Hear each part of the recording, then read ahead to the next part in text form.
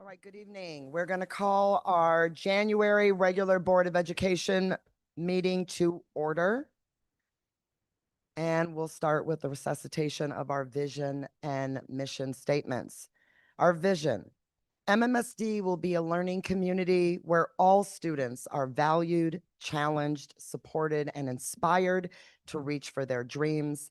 And our mission: MMSD creates safe and inclusive schools, delivers high-quality instruction, strengthens positive relationships, and partners with families and the community to achieve student self-determination and educational excellence.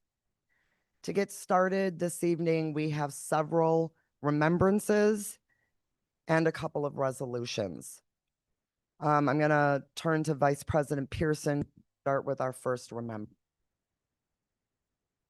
We'd like to ask for a moment of silence this evening for our district to recognize the passing of Adeline Addie Byron, who was an 8th grader at James C. Wright Middle School. Addie was excited to graduate 8th grade this year. She had been eagerly waiting for her first parent-free trip to Puerto Rico with her Spanish class, and she was a big fan of her history class and participated in extracurriculars, including volleyball, theater, and careers after school clubs. Addie absolutely loved her friends and would often be found on her phone having group chats with them playing Roblox.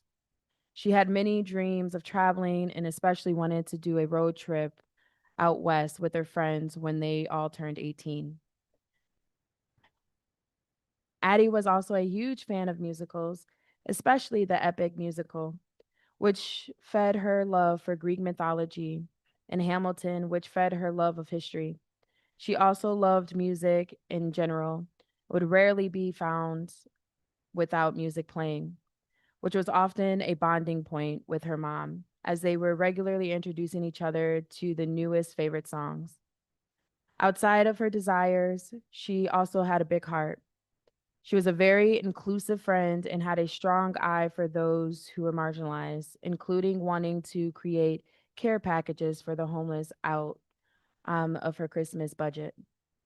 Addie's passing has taken a significant toll on so many students and staff in the James C. Wright Middle School community, and we remember them tonight. Please join me in participating in a moment of silence in honor of Adeline Addie Byron.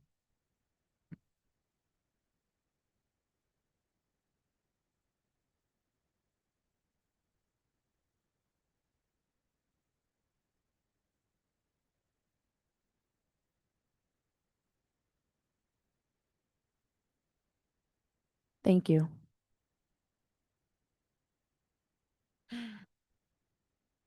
Next, we'll have Board Member Muldrow read our next remembrance.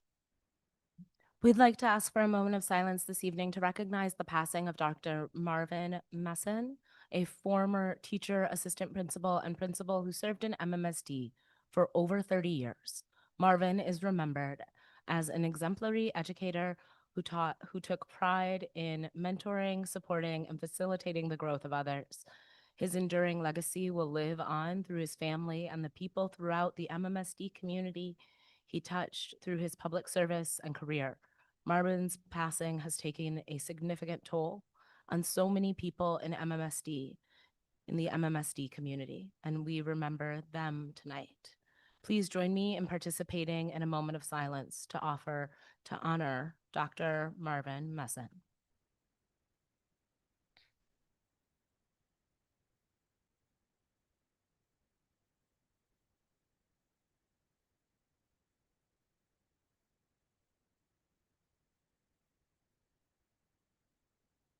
Thank you.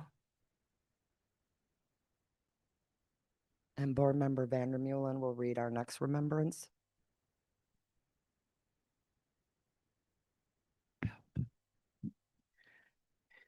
We'd like to ask for a moment of silence this evening to recognize the passing of Ann Artisan, who served as a Board of Education member for MMSD from 1980 to 1989. Ann is remembered as someone who was deeply committed to strengthening the Madison community. She dedicated her life to helping vulnerable populations and was a lifetime advocate for the women and children of Wisconsin, as well as an active member in GRUMPS, or Grandparents United for Madison Public Schools. Ann's passing has taken a significant toll on so many in the Madison and MMSD community, and we remember them tonight. Please join me in a moment of silence in honor of Ann Arneson.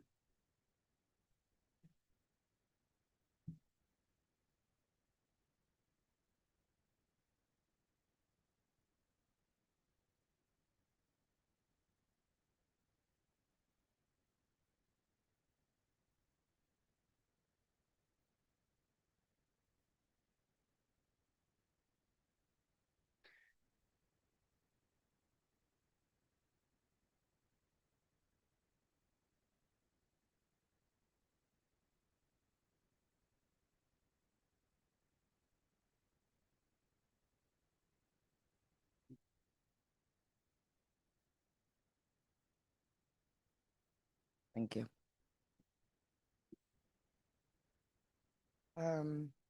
We're now going to move forward with a couple of resolutions. And our first resolution is around safe firearms storage. I'm going to make the motion, and then I'm going to have Board Member Mosner Feltham talk a little bit more and talk more about the significance of this resolution and read it out loud. I'll still need a second to get us into that. I move that the Board of Education adopt the safe firearms storage resolution as set forth in the document prepared for the regular meeting dated January 26, 2026. Second, Maya. Board Member Mosner Feltham. Thank you. What we have in front of us is an action that we can take to prevent gun death of young people in our community. I want to thank the students from March for Our Lives who worked really hard on getting this to the floor here. I'll read it in its entirety. Safe storage resolution. Whereas firearms are the leading cause of death for children and teens in the United States, killing more than 4,000 young people annually. And whereas firearms are used in more than half of suicides by kids and teens, killing an average of 63 Wisconsin children annually.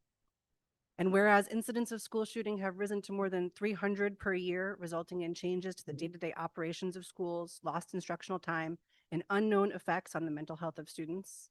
And whereas rates of firearm violence among youth are increasing, disproportionately affecting young people of color. And whereas federal law prohibits youth access to handguns with limited exceptions. And whereas unsecured firearms are used in half of all incidents of school shootings and more than half of all youth suicides. And whereas studies suggest child access prevention and safe storage of firearms can reduce suicide risk and other firearm injury and death. And whereas the federal government has failed to take action on common sense gun reform. And whereas the state of Wisconsin has passed a child access prevention law, but has not taken action to legislate a comprehensive safe storage law. And whereas safety is a community concern and a shared responsibility.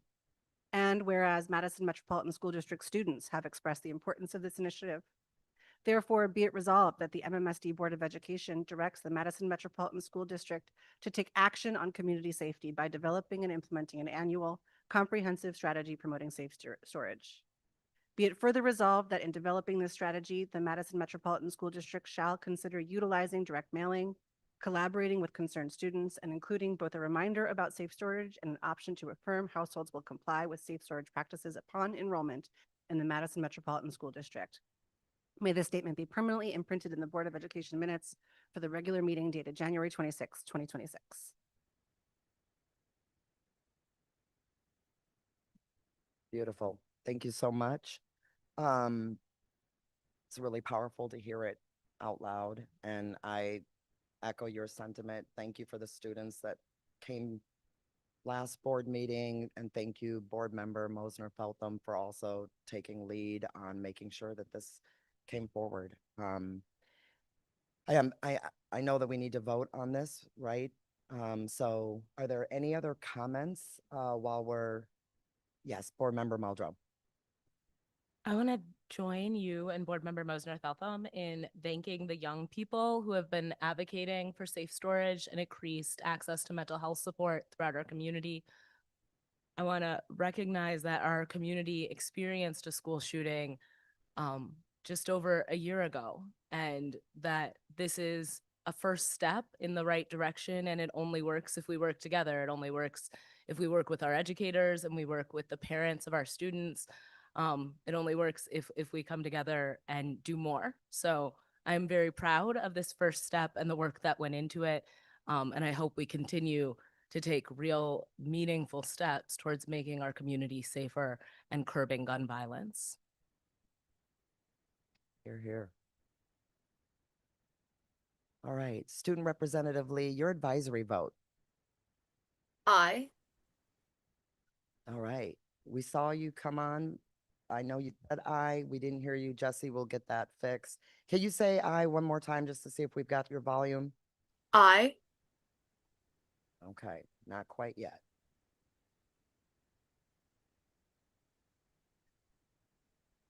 Claire, can you speak again? Yes. Aye. Okay. Well, okay. How about one more time? Aye. Woo! Very affirmatively, okay? All right, all those in favor? Aye? Aye. All right, thank you. That passes unanimously.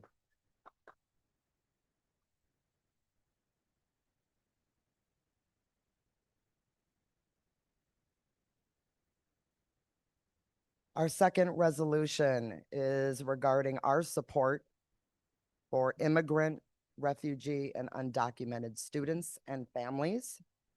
I'll read the motion, get a second, and then I think it is worth us reading aloud.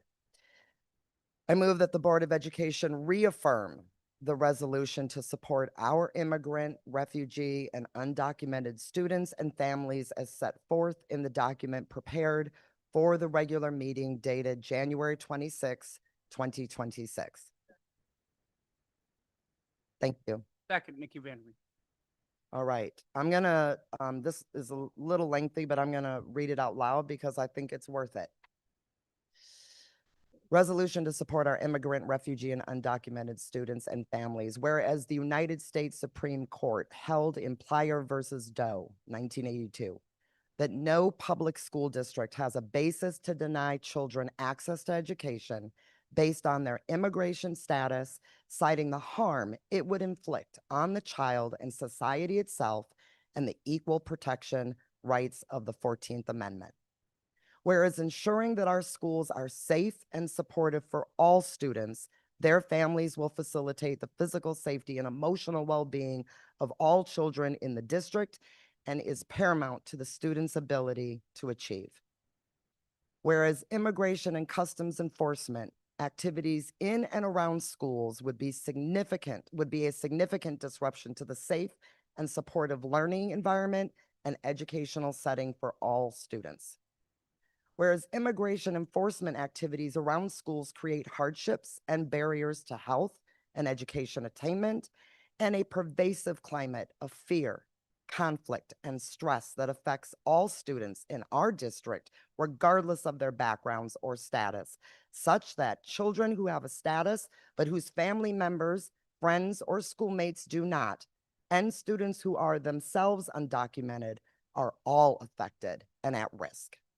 Therefore, be it resolved that the Board of the Madison Metropolitan School District hereby declares that every Madison Metropolitan School District site is a safe place for its students and their families to seek help, assistance, and information if faced with fear and anxiety about immigration enforcement efforts. Resolved further, in order to provide a public education regardless of a child's or family member's immigration status, absent any applicable federal, state, or local law, regulation, ordinance, or court decision, the district shall abide by the following conduct. 1, district personnel shall not inquire about or record students or a family member's immigration status, and pursuant to the Family Education Rights and Privacy Act, known as FERPA, shall not disclose without parental consent the immigration status of any student or any other personally identifiable information. 2, Any communication to federal agencies or officials initiated by a school or school personnel concerning confidential information about a student or a student's family member is prohibited, including actual or perceived immigration or citizenship status, unless permission is granted by the student or student's parent or guardian. 3, the district shall refuse all voluntary information sharing with immigration agents across all aspects of the district to the fullest extent possible under the law. 4, any request by immigration agents for information or to access a school site shall be initially denied and immediately forwarded to the superintendent and general counsel for review. And a decision on whether to reverse the denial and allow access to the site, and or a decision on whether the information will ensure district compliance with Plyer versus Doe and other applicable laws. The request must be provided with adequate notice so that the superintendent and general counsel can take steps to provide for the emotional and physical safety of its students and staff. 5, district personnel shall treat all students equitably in the receipt of all school services, including but not limited to the free and reduced lunch program, transportation, and educational instruction. 6, the district will not enter into agreement with state or local law enforcement agencies, ICE, or any other federal agency for the enforcement federal immigration law except as required by law. Resolved further that the superintendent shall ensure that all teachers, school administrators, and other staff will be trained and information will continue to be distributed to families to fully inform them of their rights in this district. And that is our resolution.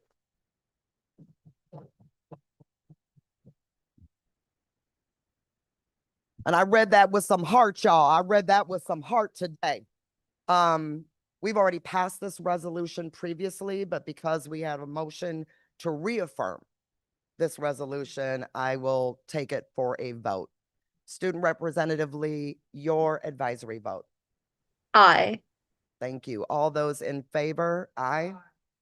All right, that passes unanimously and we are reaffirmed. All right. I'm now going to move us into our public comment portion of the agenda. Let me get to, oh, I'm sorry. Okay.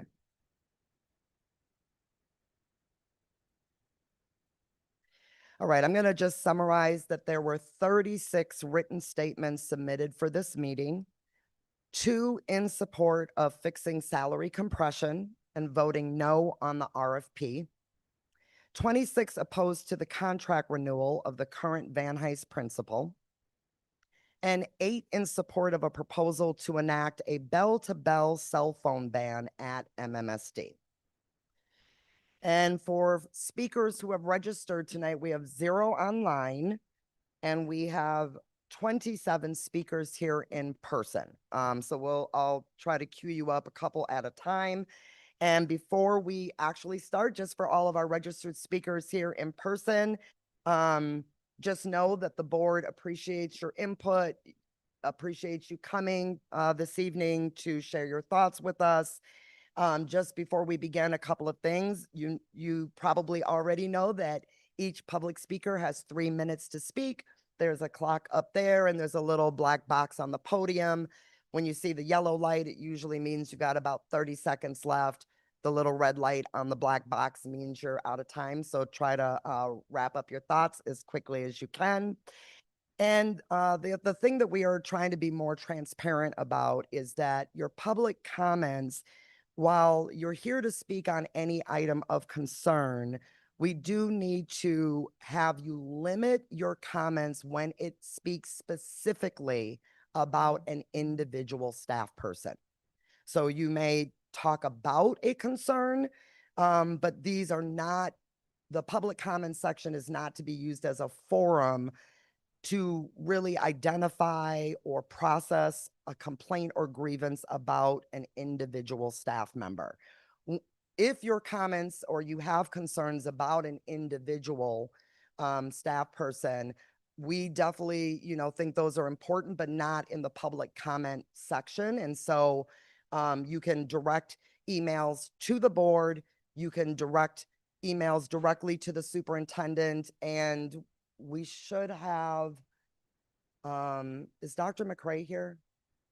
Okay, so Dr. McCray is also up in the front. If you feel like you were not really able to be heard in the way that you wanted to, because we don't use public comments to talk about individuals, please see Dr. McCray, who can kind of be our person in the audience, to also relay information after tonight's board meeting.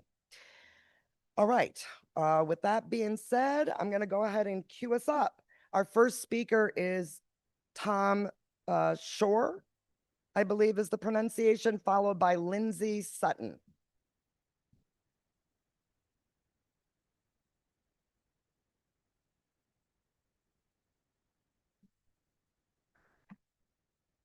Good evening, and thank you for this opportunity to speak.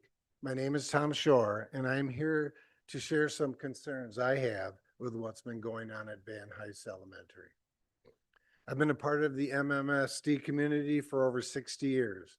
I started as a kindergarten at Crestwood Elementary in 1962. Think about that. I later graduated from Madison Memorial. I remember my principal and mentor, Johnny Olson, Johnny O, saying again and again the importance of responsibility, cooperation, listening, and respecting others. Those values stayed with me long after I left school and shaped how I approached my career, how I raised my family, and how I try to show up for others. I've been a part of the MMSD community for over 60 years. Started as a kindergartner at Crestwood Elementary. Oh, yeah, I told you that. Years later, in the late 80s and early 90s, my wife began her career as a public school teacher, and my own children entered the district. All three of them attended Van Huyse Elementary. I got to spend 12 years in the building, volunteering, helping in the classroom, and being involved as a parent. During the same time, I was running a local union printing shop here in Madison, and I've been there over 47 years. That career reinforced many of the things I learned at MMSD. People deserve to be heard. Communication matters. People do their best work when they feel respected and valued. It also taught me that leadership is hard. You have to make tough decisions, and not everybody's going to agree with you. But when people feel listened to and included, even difficult decisions can be worked through. When they don't, trust is lost quickly. After my kids graduated and moved out, I found my way back to Van Huyse, this time as an employee. Excuse me. I've worked there as a special education at Van Huyse, as a special education assistant for over 8 years. This is especially meaningful to me now as I have 3 of my grandchildren joining me at the school. Over the past few years, there's been a big shift in the climate at the school. Communication is much more limited. People are hesitant to speak. Concerns don't always feel welcome or taken seriously. It feels so different from what I've experienced for so many years. I understand that leadership is hard, but I also know that when people stop feeling heard or respected, the entire community feels it. Staff, families, and eventually the students. I understand that leadership is hard, but I also know that when people stop feeling heard and respected, the entire community feels it. I'm sharing this because I feel deeply about the school and the people in it. It's hard to watch the feeling of trust and connection fade. Thank you for your time.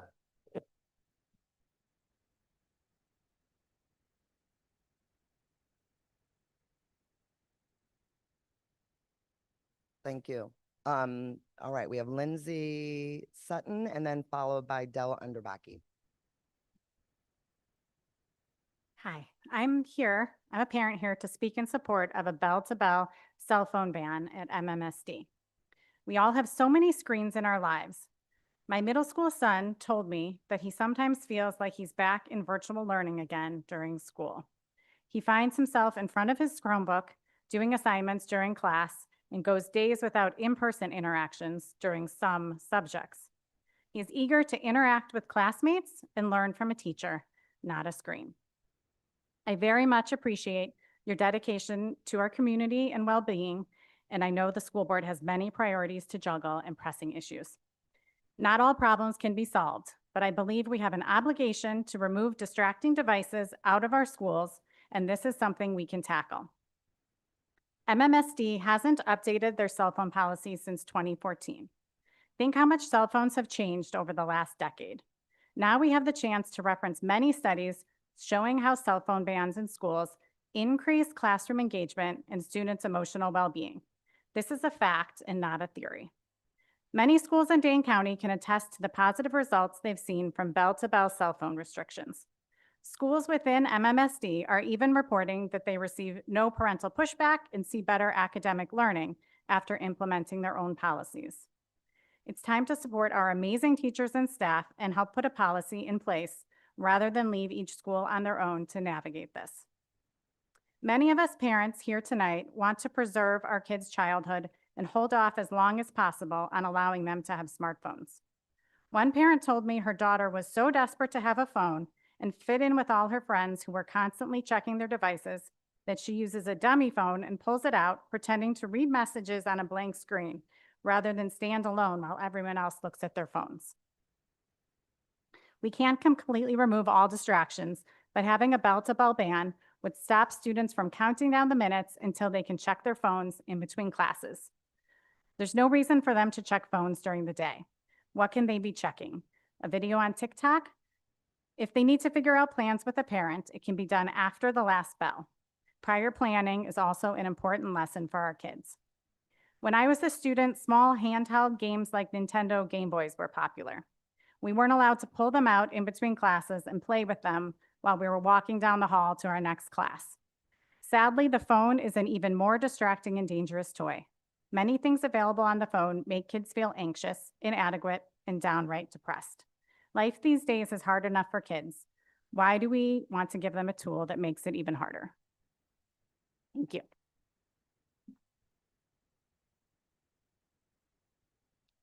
Thank you.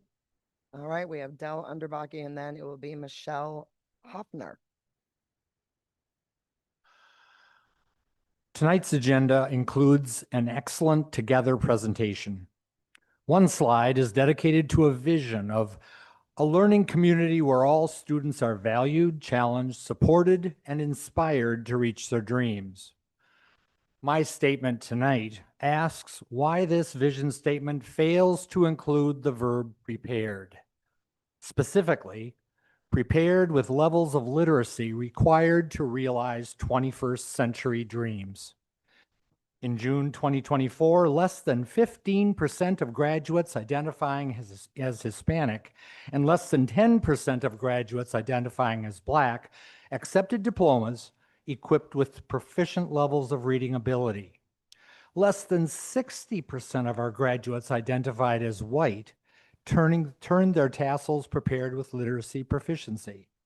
And less than 5% of our students with disabilities exited with post-secondary transition plans supported by proficient reading skills.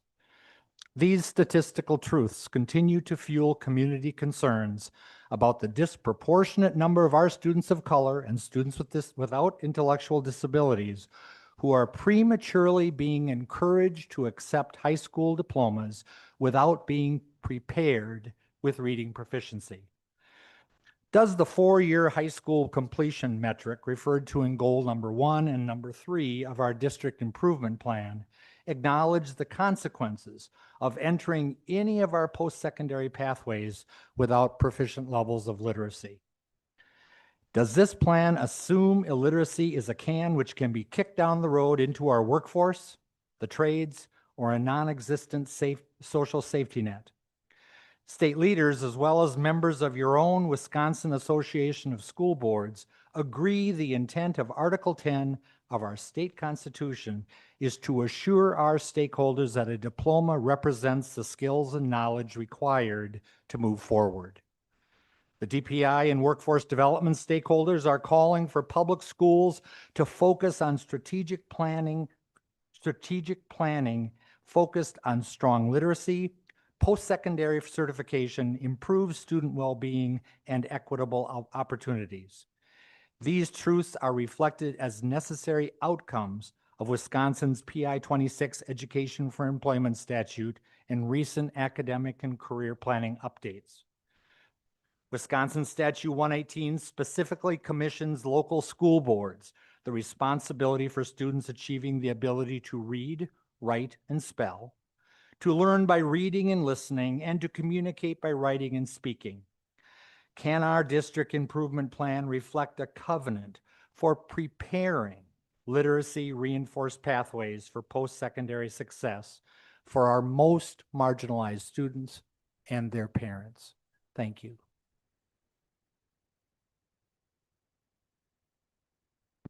All right, following Michelle, come on up, is Krista, I think it's Seeger. Shervam. It's a hard one. It's Norwegian. Okay, Shervam. sorry. Thank you.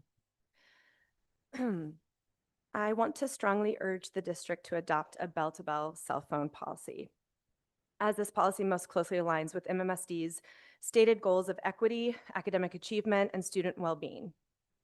Number one, cell phones disproportionately harm students who already face opportunity gaps.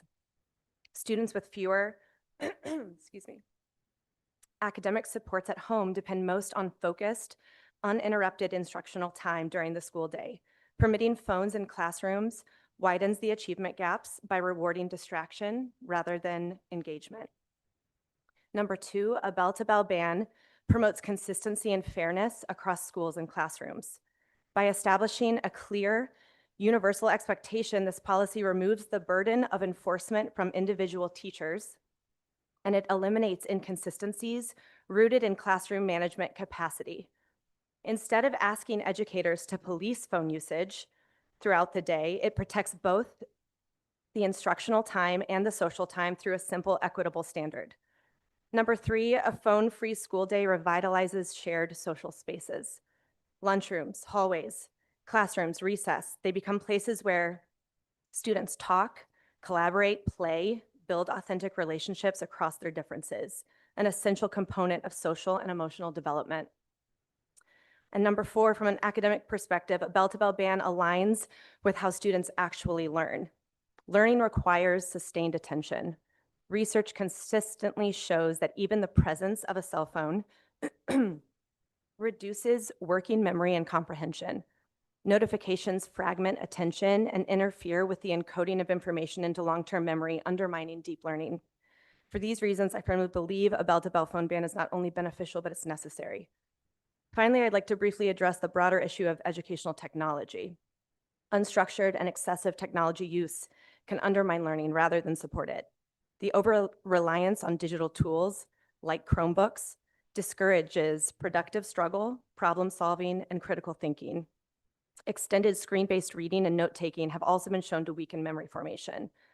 I urge MMSD to develop a comprehensive technology policy, one that not only enforces a bell-to-bell cell phone ban, but also clearly defines how and how often screens and educational technology are used in the classroom, ensuring that technology serves learning rather than replaces it. Thank you.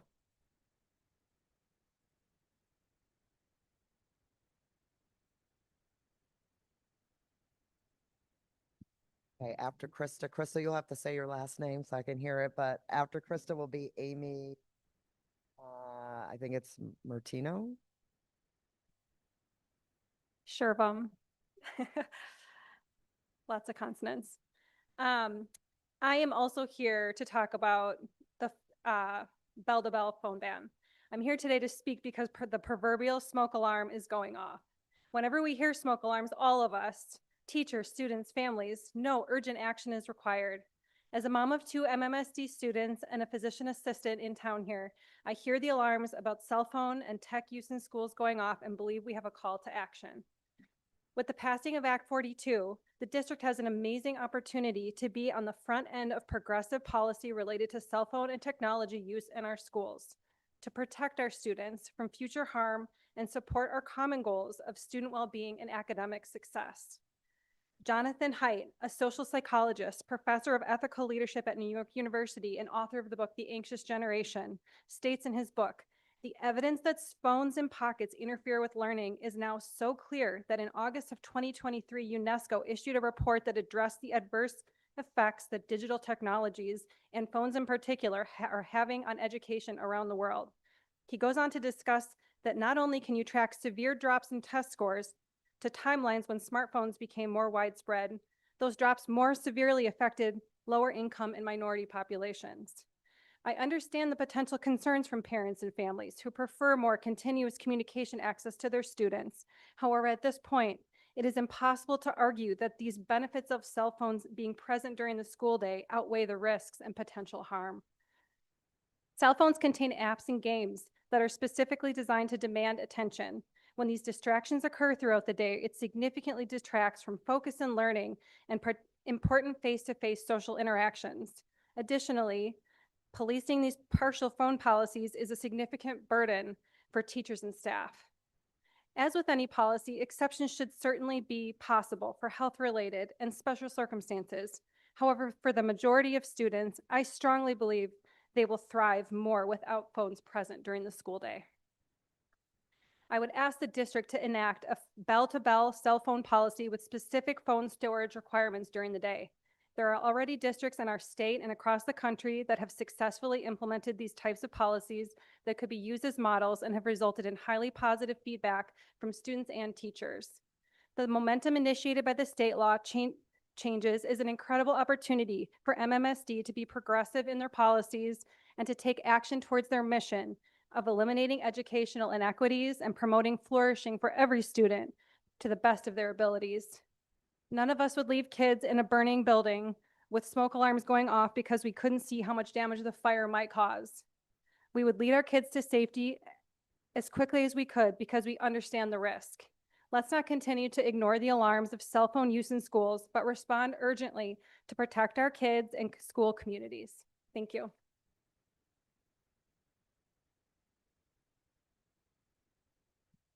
Okay, after Amy will be Amber Chonsky. I'm an MMSD parent and want to speak again in support of a bell-to-bell cell phone ban. I'm glad the district is starting the process of creating a new device policy and seeking parent feedback. But I was disappointed that the survey sent out last week didn't give me options that reflect my family's needs. My kids do not have phones. I would like to delay giving them phones for as long as possible, and I need the school's help. I want them to be able to focus during class and not be thinking about whatever they're checking on their phones during passing periods. I want them to interact with other humans face to face who are also not distracted by their phones during free times. If I need to contact them, I'm happy to call the front office. For the majority of the history of schools, this is how parents contacted their kids, and it works. I think schools should teach students independence, and enabling constant communication between parents and kids is taking away that opportunity. If there's an emergency, kids are safer without phones. Experts caution that using phones during an active shooter event can endanger students by drawing attention to their location, overloading communication networks, and distracting them from following safety protocols. First responders routinely report that the proliferation of smartphones has made large-scale emergencies harder to manage. During the 2018 shooting at Douglas High School, student phone use clogged networks, hampering communication among officials. False reports of multiple shooters spread on social media, causing confusion for students and police. Hundreds of panicked parents alerted in real time by their children rushed to campus, unintentionally blocking access for EMTs. And finally, while tragic events do occur, they remain statistically rare, far rarer than adolescent suicide attempts, which have increased sharply in the smartphone era. There is no good reason not to have a bell-to-bell cell phone ban. Of course, if a student needs a phone for health reasons, they would get an exception. The data from schools who already have bans show that bell-to-bell bans are more effective than class-only restrictions, and it also just makes more sense. Kids will have more trouble fully focusing on learning if they're picking up, checking, and storing their phones between every class, and that would make enforcement more difficult. Smartphones have wreaked havoc on kids' mental health and attention spans. MMSD has the chance now to drive positive change. To quote the book Digital Delusion, written by a neuroscientist and educator, when schools remove phones entirely, learning improves and break time habits shift dramatically. Instead of sitting alone with screens, students walk with friends, read physical books, and play active games with real people. These moments of genuine interaction reignite a deeper sense of human connection, the kind that leads to genuinely happy kids. Why wouldn't we want to give that to them?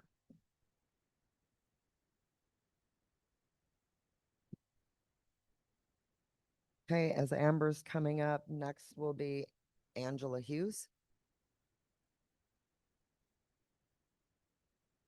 Good evening. I am a mother of girls in the 3rd and 6th grade in MMSD, and I am asking the board to consider going beyond the instructional time cell phone ban as required by Act 42 and implement a bell-to-bell, away for the day cell phone policy for the district. I urge the school board to consider all of the research that recognizes the harm cell phone use causes our children when establishing a new district policy. If you haven't already, I highly suggest reading the book The Anxious Generation by Jonathan Haidt. It is an excellent evidence-based look at how cell phone and social media use has already impacted our children. I support an away for the day policy because it will allow students to be free from distractions throughout the entire school day, not just during instructional time. No phones at lunch, recess, and passing time will allow our kids to engage in face-to-face communication with peers, develop healthy friendships, and learn the social skills needed to interact with their teachers and other school staff. My oldest daughter attends Cherokee Heights Middle School, where Principal Roberto Moreno has already successfully implemented an away for the day policy with clear guidelines and expectations for both students and parents, as well as established consequences when the rules are broken. My children do not have cell phones, and it is our family's intention to wait as long as possible before giving our children their own phones. Having a district policy that supports that plan will not only benefit my family, but others throughout the district who feel the same. There are very few reasons students need to use cell phones at school, but a growing number of reasons to eliminate their use in schools. An away for the day bell-to-bell policy is the best way to ensure all students are getting the most out of their school day, both during and outside of instructional time. Thank you for your consideration.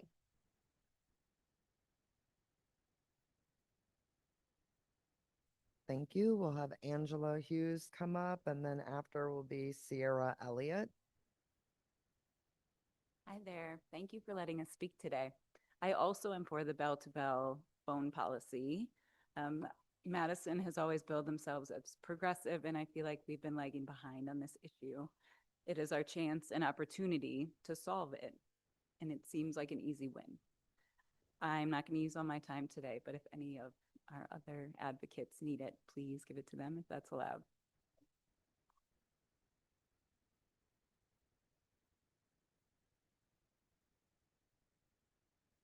Following Sierra. Did I get that right? Sierra? No, No. it's Kira. Kira. I'm so sorry. Okay. Following Kira will be Rachel Galban. I'm Kira Elliott. I am also a MMSD mom who is also here to advocate for a bell-to-bell phone ban. Cell phones are a significant classroom distraction. They're a significant distraction for all of us. Countless studies show that cell phone use in schools is directly linked to not only poor academic outcomes, but also shorter attention spans, reductions in social interactions. We're moving in the right direction by removing the unrestricted access in classrooms, but is that really enough? School phone policies largely pared down to two different options: an instructional time ban where phones are put away only during class time, but maybe used at lunch, recess, and during transitional periods, and a full bell-to-bell ban where phones are not allowed during the entire day. I'm here to advocate for the latter. As I'm sure you can guess, and I'm sure you've heard earlier this evening, schools that implemented bell-to-bell bans show not only more significant improvements in academics, but also fewer classroom disruptions, more focus, reductions in unexcused absences, and increased face-to-face interactions at lunch and during transitions. Kids will not only be able to concentrate, they will also learn how to communicate with each other, solve social problems, and build a community. The bell-to-bell ban is clearly the better option for our kids. I do acknowledge that in the beginning there will be challenges. Bell-to-bell bans may make some parents nervous as it reduces their ability to interact with their children throughout the day. As a parent, I can tell you that I prefer that my child interact with his peers, teachers, and staff throughout his time at school. With a strong policy around parental contact and emergencies, I think this can be addressed. In addition, a bell-to-bell ban may be challenging to enforce at first, as children would likely resist it. However, studies do show that bell-to-bell is actually easier to enforce once routines are established than instructional time bans. Instructional time bans put the burden on our already overstretched and overworked teachers, and therefore contributes to inequities due to inconsistencies with classroom enforcement. The question here is, do we want to see maximum focus, academic gains, and more well-rounded children? Or do we want a lower conflict, easier to implement in the short-term solution? The decision that we can make now has a significant impact on our children as they grow up and for the rest of their lives. If we really want to do the best for our kids, the choice is obvious. It's a bell-to-bell ban. Thank you.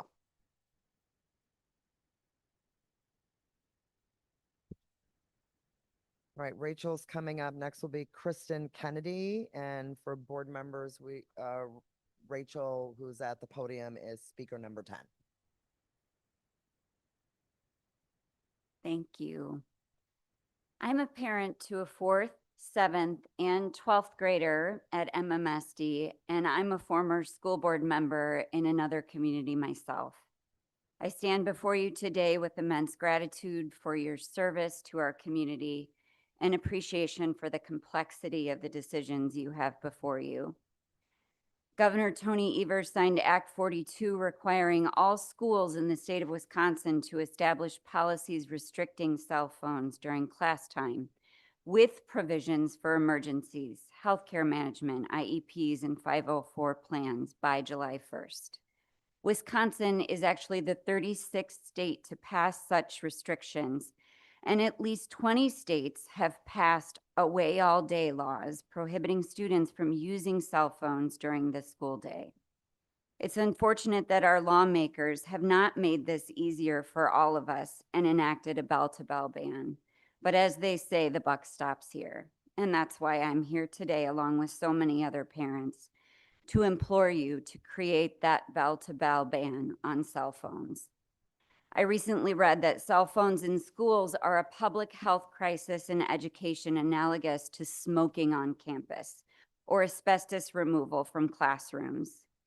Did you know adolescents spend an average of 70 minutes of their school days on phones?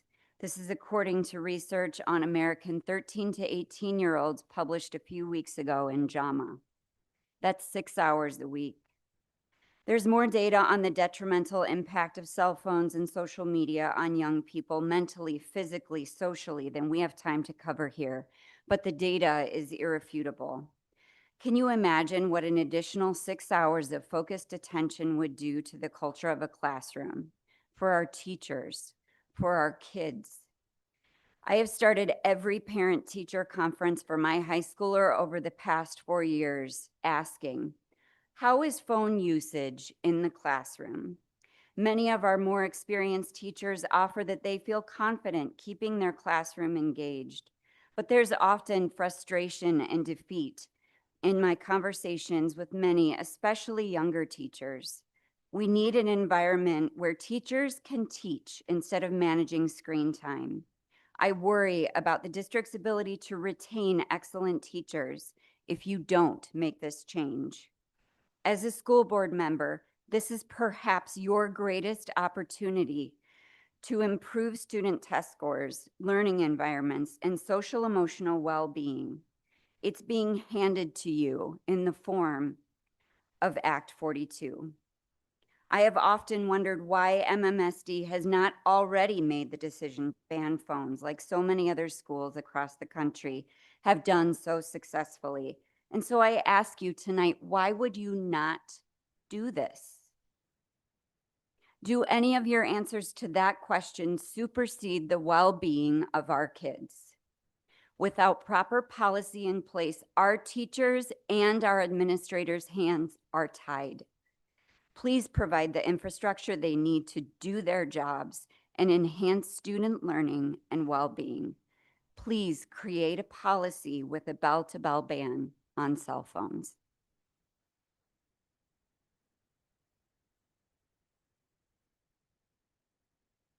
All right, we have Kristen Kennedy coming up and then Caroline Osgood. Great. Hello, thank you so much for the time and opportunity to speak with you all tonight. I am a parent of 2 current MMSD students in 4K and first grade, and a third who will be attending an MMSD school when she reaches 4K. I'm here to voice my support, along with many you've already heard, of the bell-to-bell or away all-day cell phone policy. I have students who struggle with attention and focus. They are really intelligent kids. They are so excited about learning, and they have supportive parents who work with them to build that skill set, even though it's challenging for them. And they still struggle to maintain attention during the school day. Access to cell phones during the school day will make this an impossible challenge, even for families with access and ability to support their students like we have, let alone those that don't have those advantages available to them. Looking at the school district's strategic framework, goal 2 on the list is the district and every school in it is a place where children, staff, and families thrive. I ask this board to see this as your opportunity to bring that to life. Missing this moment will only make it that much more challenging to do something down the road. You've heard a lot of parents before me sharing numbers, studies, and data, all of which show that phones in schools work against learning.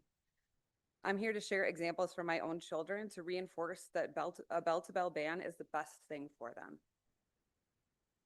Use facts and research to inform your decision and implement a cell phone policy that will enable students to focus, engage with their peers, and thrive. Thank you.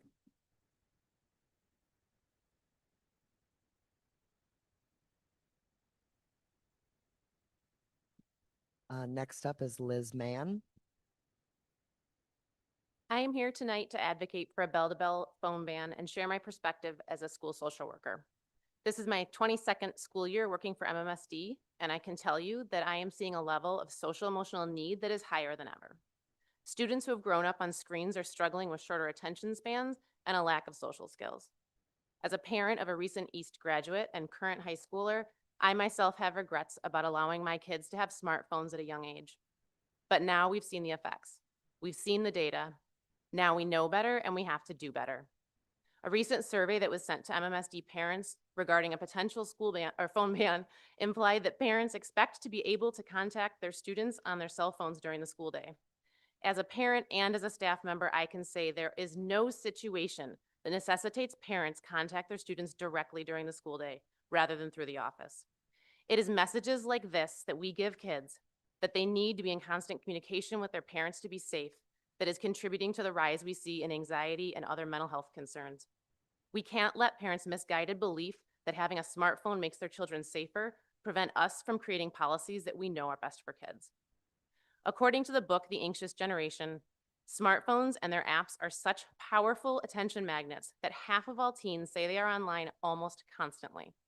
Can anyone doubt that a school full of students using or thinking about their phones almost all the time, texting each other, scrolling through social media, playing mobile games during class and lunchtime, is going to be a school with less learning, more drama, and a weaker sense of community and belonging? A phone ban limited to class time is nearly useless.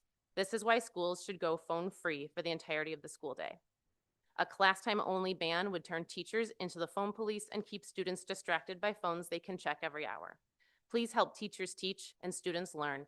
Enact a full day bell-to-bell ban.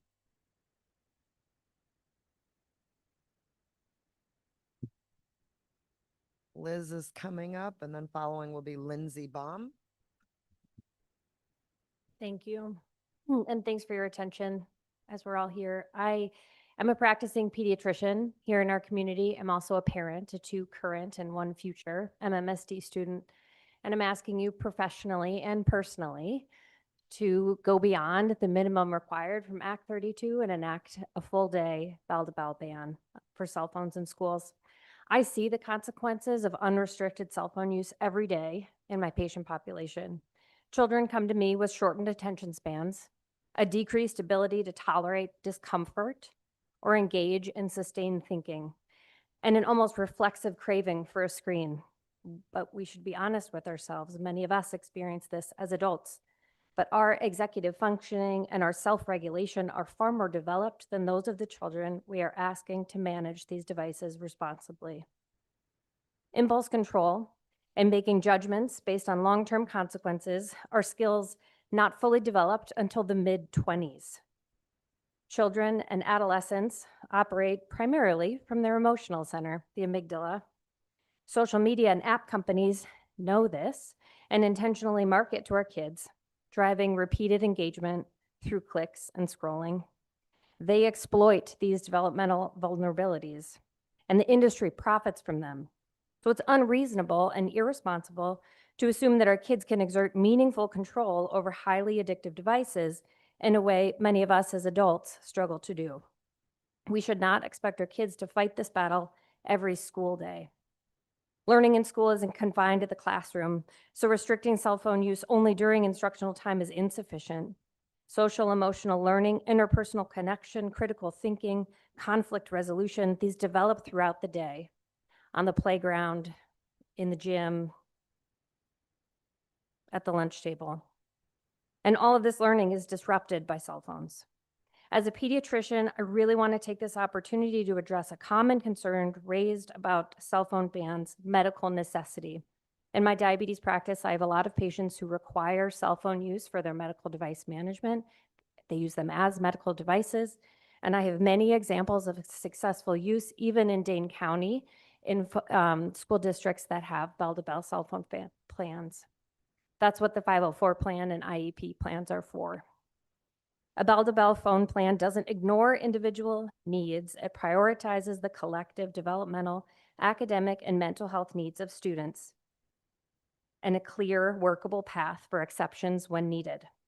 From both a parent and a pediatrician standpoint, this approach is not only reasonable, but it's responsible. Thank you.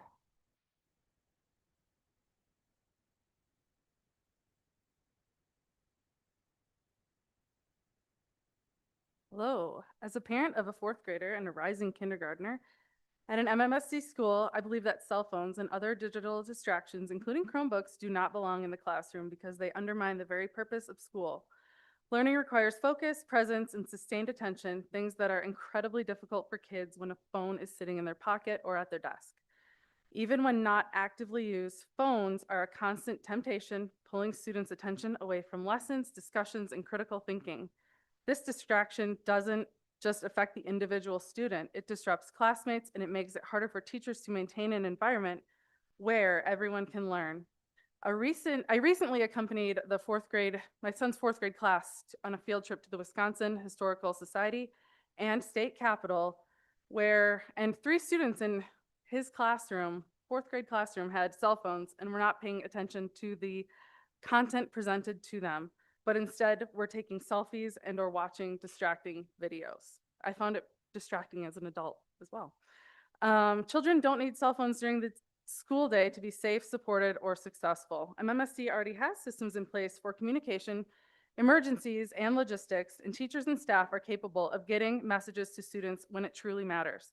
The idea that parents need constant real-time contact with their children during school hours sets an unhealthy expectation for both kids and adults. If communication is necessary, there are far less disruptive ways to handle it do not interrupt instruction or compromise classroom norms. Additionally, school is much more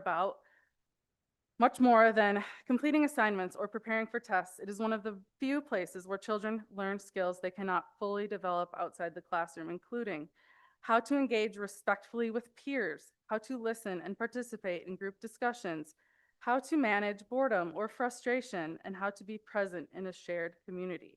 Constant phone access interferes with these lessons by offering an easy escape from their discomfort, social interaction, or accountability. When students are on their phones, they are not practicing empathy, collaboration, or self-regulation. I, along with other MMSD parents, want their kids focused on learning academic subjects, building real relationships, and developing into thoughtful, respectful humans. A bell-to-bell cell phone ban supports these goals by creating clear, consistent expectations for students and families alike. It removes daily conflicts over phone use, empowers teachers to teach, and helps students fully engage in their education. While I recognize the transition may provide challenges, ultimately, this approach prioritizes kids' long-term growth over short-term convenience, and that's something many parents strongly support. Thank you. Thank you, Lindsay. Next up, we have Jackie Shore and then followed by Jake Rogers. I'm a former high school English teacher, current middle school librarian, and mother to 2 elementary school students in the Madison School District. I'm here to ask you to do more than what the law requires of you. I am asking you to implement a bell-to-bell cell phone ban. As both an English teacher and a school librarian, I have seen how cell phones affect student engagement. They are a constant distraction and a source of friction between staff and students, and that is not what I want for my children or for any others. In my experience, the main effect of an off and away policy is to put the teacher in the role of phone police. Very few students can keep a cell phone near them and resist the urge to check it. This takes student attention away from classwork and causes the teacher to have to constantly monitor behavior instead of being there to help with classwork. If I could have back the minutes and hours I spent telling my students to put their phones away and replace that time with instruction or even just conversation, the benefits to student achievement and classroom culture would be immense. I am currently a librarian at a middle school in a nearby school district. This year, our district's cell phone policy is clearer and stricter than in the past. Cell phones need to be in lockers or in caddies in the classroom. This is not a bell-to-bell policy, but it is very close. And the change in the number of kids who are distracted during class was immediate and noticeable. My interactions with students are far more positive than they had been in previous years. I am no longer policing students. I am instead able to build relationships with them. This is what I want for my own children. For the district that they attend to prioritize relationships and education over instant gratification. Beyond anecdotal reasons for banning cell phones, there is research to show that students achieve more when cell phones are banned. Numerous studies have shown that merely having a cell phone nearby distracts students from class. One study in England found that test scores increased by 6.4% when phones were banned from schools, and the students who gained the most were low-achieving students. The Madison Metropolitan School District puts a lot of resources into supporting struggling learners, and banning cell phones is a completely free action that would benefit everyone, especially those who need extra help. Act 42 is forcing you to evaluate the district's cell phone policy. I am asking you to look at the research, to listen to what parents really want, and to do what is best for our children. You may say that if I don't want my children to have access to a cell phone, that I shouldn't give them one, and you're right. I won't.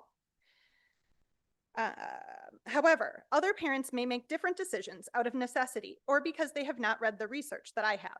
Cell phones serve many purposes for families, but they serve no purpose during the school day. Please do what is best for educational and mental health outcomes for our children and ban cell phones completely during school hours.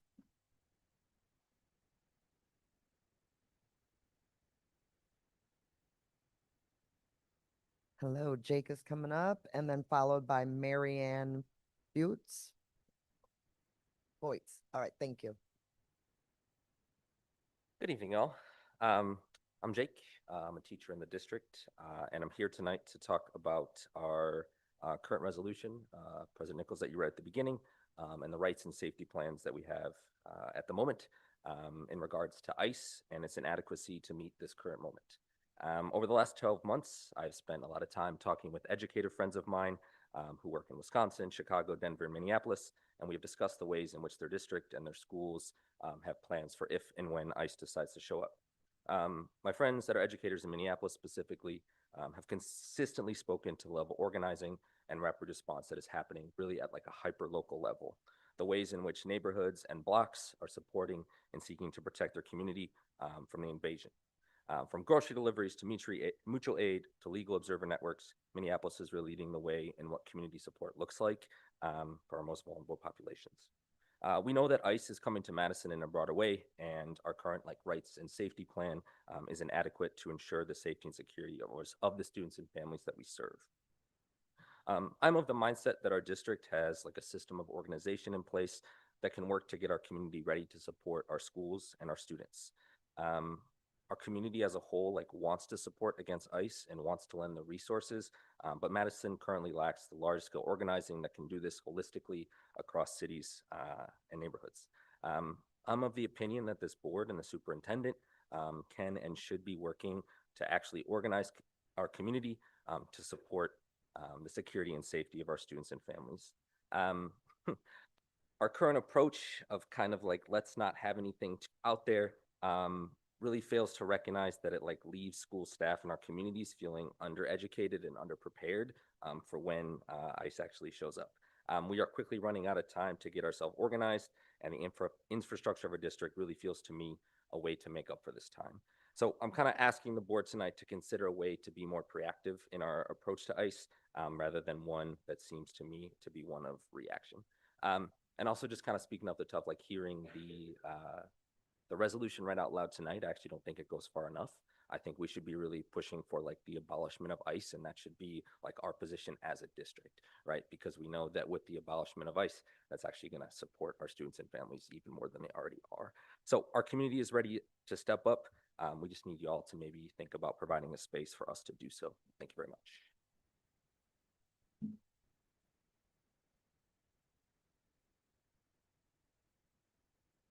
All right. Welcome, Marianne. Following Marianne will be Nicholas Welton. Good evening, members of the board and Superintendent Gothard. Thank you for the opportunity to speak tonight. My name is Marianne Foytz, and I'm a fifth grade teacher at Lincoln Elementary. I'm here tonight to speak about an issue affecting our district, the lack of salary equity for our experienced staff, which we call salary compression. This is a problem that undervalues veteran teachers and weakens staff morale. First of all, I'm very happy our district has been increasing the starting salary for new teachers. However, by not also increasing veteran staff salaries at the same time, we've devalued the knowledge and skills veteran staff bring to the classroom. This sends the message that experience and dedication are not valued. I started working for MMSD in the fall of 2005. That means this is my 21st year in the district. In that time, I've worked at two schools, Senate Middle School and Lincoln Elementary School. I've mentored new teachers, I've ran after-school clubs, developed new curriculum, I've earned my master's degree, and received my national board certification. My experience helps me provide a consistent and high-quality learning environment for my students. Over the years, I've met students with a wide range of learning styles and challenges. I've learned to adapt my methods to help all my students find success. If I was hired right now by MMSD using HR policy, all my years of experience teaching would match up with level W on our salary schedule. Due to salary compression, I'm at level R. In other words, this year I'm making $4,448 less than I would make if I had left MMSD and returned as a new hire. How we spend our money reflects what we value. Classroom teachers are the people who spend the most time with our students. We are your most valuable resource, and we want you to show us that you value us and that you value the loyalty of staff like me who've dedicated our careers to MMSD. I ask that you take steps to address this issue. Thank you for listening.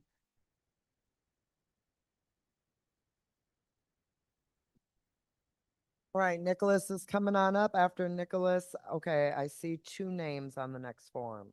Oh, Lily Helschuer and Eleanor Winkle-Wagner. Yeah. Buenas tardes, me llamo Nick Welton y soy un maestro bilingüe aquí en el Distrito Escolar de Madison. Good evening. I'm Nick Welton, a bilingual teacher here in the Madison Metropolitan School District. This is my 10th year teaching and my 9th year teaching at MMSD.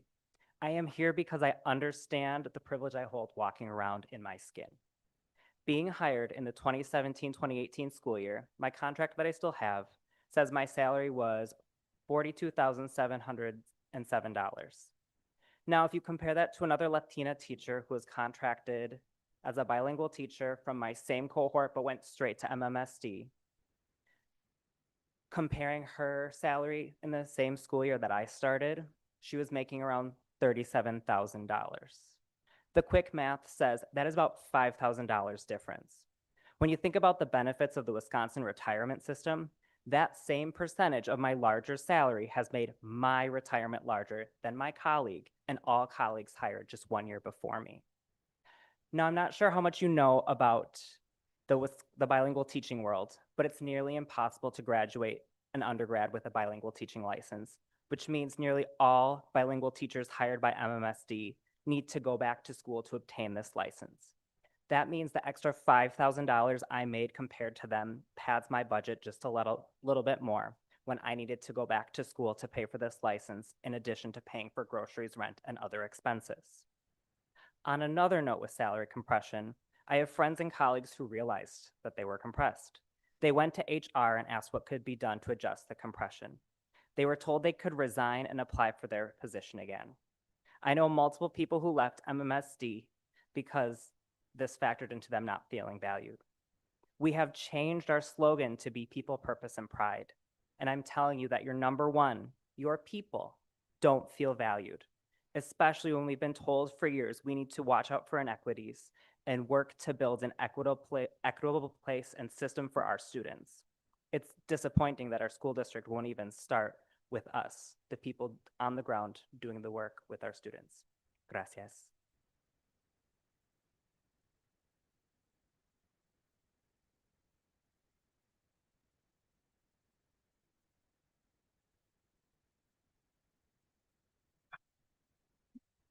Hi, Lily and Eleanor. Hello. Do each of you want to speak, or are you We- planning to use the 3 minutes together? Okay, Yeah. thank you. So hi, I'm Eleanor I'm Winkle Li- Wagner. I'm Lily, I'm a senior at West, and I'm a junior. and we run March for Our Lives, which is an anti-gun violence club. We were here 2 months ago to propose the safe storage resolution, and our club and us are so thrilled that it was decided on today and it was passed because safe storage is oh so important to us in our community. Yeah, and so now more than ever, we want to just remind everyone how much of a difference safe storage can make. Any changes to gun policy that make a safer world are crucial, especially because, as said before, half of school shootings occur with an unsecured firearm. So thank you for helping us prevent unnecessary violence. Earlier, we went over the resolution, so I don't feel the need to brief that again, but I will say we are extremely excited about those action items with direct mailing and checking compliance during enrollment, as well as reminding our community about safe storage. So thank you to Board Member Mosner Felton for working with us and the school board for passing this important resolution. We appreciate your collaboration with us. Thank you. Yeah.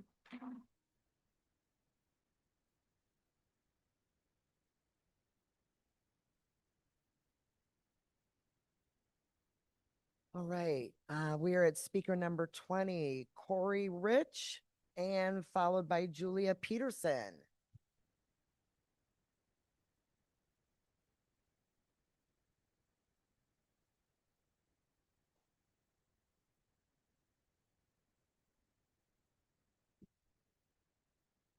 Good evening, I'm Corey Rich. I'm the director of the Legacy Program at Operation Fresh Start and the proud parent of a Franklin Elementary School kindergartner. She wanted me to mention that Miss Rachel and Miss Becker are the best teachers ever. It's true. I'm here tonight to provide an update on what we've been up to at OFS and talk about an exciting new credential that we're offering. So over the past year, the OFS and MMSD partnership have resulted in 36 pre-apprenticeships in urban forestry and carpentry, 28 learner's permits, 11 driver's license, and 34 high school diplomas, which is awesome. These are credentials that will make a measurable difference in the lives and employment prospects of the young adults that we serve together. Tonight, I'm excited to announce our newest credential, which is a solar installer certification. Since launching in October of 25, we've had 16 MMSD students receive the trifecta of UNIRAC Craftsman, UNIRAC Professional, and Step Up Solar certifications. So these are credentials that will position our students well to meet the growing need and demand for solar installers, electricians, and laborers.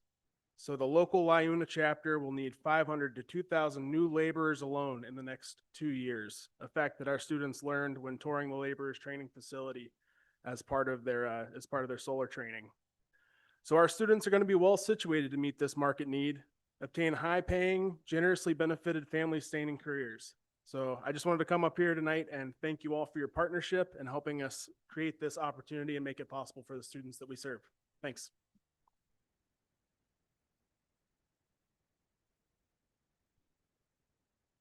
All right, as Julia is coming up, after Julia will be Renee Barberi.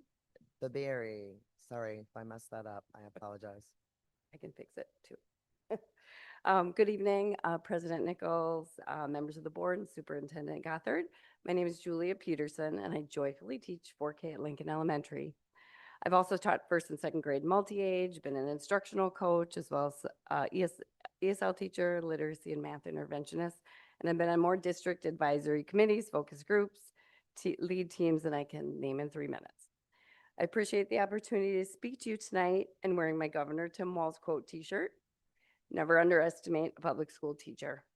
I know Minnesota and the community of Minneapolis are on our minds and in our hearts these past several weeks. The quote also highlights the powerful impact every public school employee has on our system to do incredible work for students to reach our shared goal of preparing them for college, career, and community. I'm here tonight to add my voice and story as one of the many who are affected by the issue and equity of salary compression. With over 25 years of service to MMSD, I am affected by all years of the salary compression. While I appreciate that new staff are hired with competitive salaries, the shift on the salary scale devalues veteran staff's commitment to MMSD, strong skill set, institutional knowledge, and strengths in training pre-service teachers and supporting newly hired teachers. MMSD for me is home. I grew up attending Midvale Elementary, Cherokee Heights, and West High. In college, I was part of the UW-Madison Professional Development Schools, a small cohort of UW students who did our pre-service work at a few MMSD schools, learning under teachers who were masters in their teaching craft. My 3 children all attended MMSD schools. Within the past 10 years, I've been asked by former colleagues, now administrators, to leave MMSD for other districts or charter schools. While flattering, I'm deeply committed to retiring from MMSD. In hindsight, had I left and returned, my salary now would be reflective of my years of experience. My early memories as a teacher are similar to how it feels starting off a new school year, still to this day, full of hope and joy, getting to know each student's strengths, learning styles, and interests, eager to take new learning initiatives, methods, and apply these to our plan for the year. Early years of teaching, much like now, were a year-long ride on the Ferris wheel called the teaching and learning cycle. The steady trajectory of growth was done alongside strong co-teacher teams and leadership. This is the essence of what makes educators great in MMSD. We work towards perfecting our teaching craft by seeking out new learning opportunities, collaborating with teachers and caregivers, learning, reflecting, growing, over and over. With the pressure universities have to help students graduate in 4 years and the widening of teacher certification grade ranges, I anticipate veteran teachers will be called on even more to help support new educators during their first years where teacher retention goal is highest. You can't put a price on the depth and breadth of the skills, experience, connections we've made with students and caregivers. My memories of working with students are priceless. We can, however, collectively find a way to fix the issue of salary compression. We are problem solvers. It's part of the teaching and learning cycle. Thank you.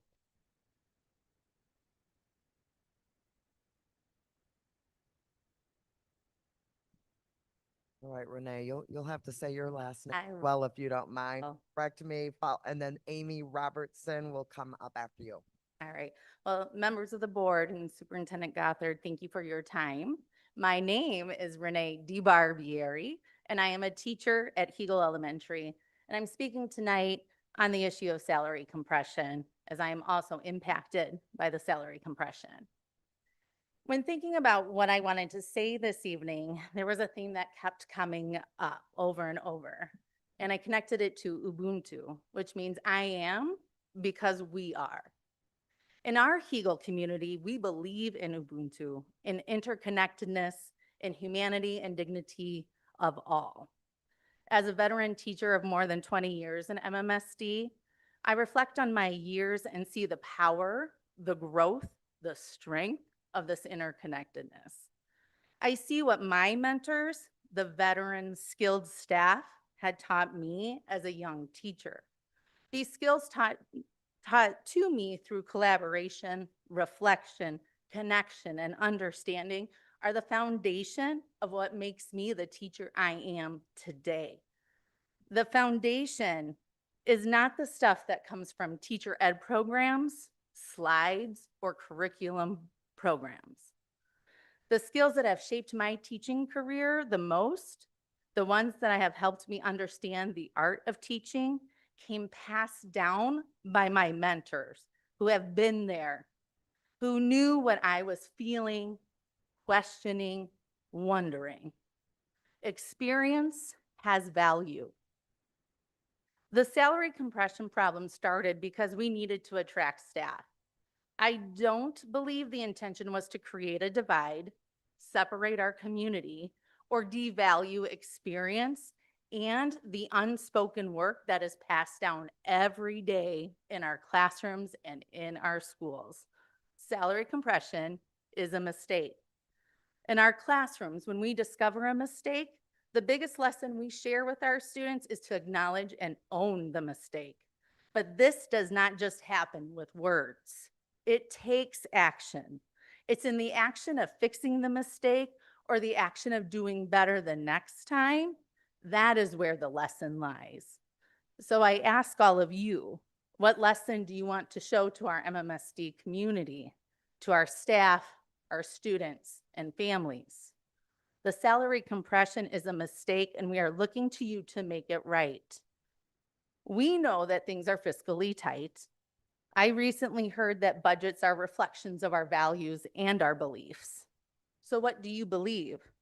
Do you believe that I am because we are? Thank you.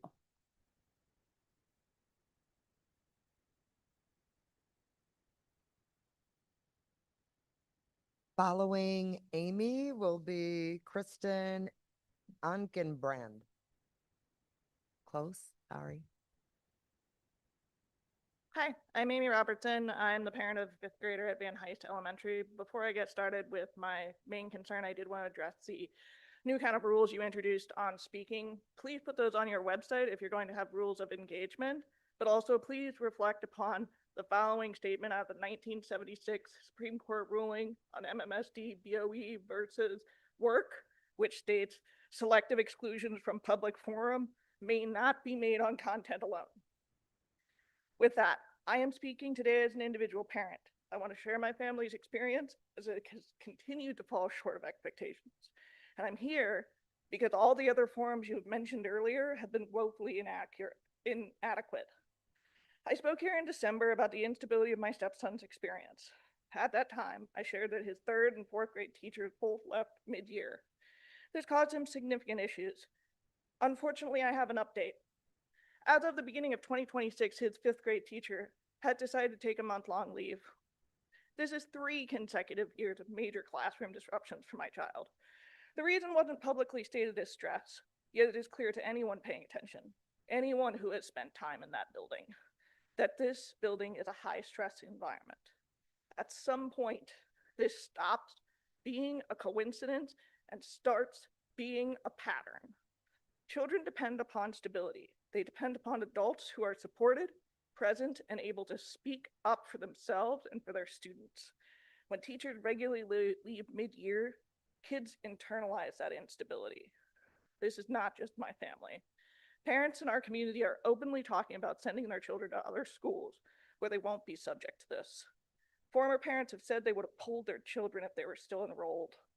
Longtime volunteers, you heard from one earlier today, have said that this is their last year if nothing changes. This should alarm all of us. What families are reacting to is not policy change, and this is not the exceedingly high expectations of a bunch of whiny parents. It is evidence that something is deeply off. The basic needs for safety and well-being of students are not being met. Staff is under constant strain. Parents' concerns don't lead to improvement. Children are very clearly the victims of administrative dysfunction happening at Van Hise. Strong leadership creates trust. It creates psychological safety and emotional stability. From my family's lived experience, that's not what we're seeing. So I want to be very clear, as a parent of a Van Hise student, I'm concerned about the well-being of the staff and the students under the current leadership, and I do not support renewal of the upcoming contracts. Thank you.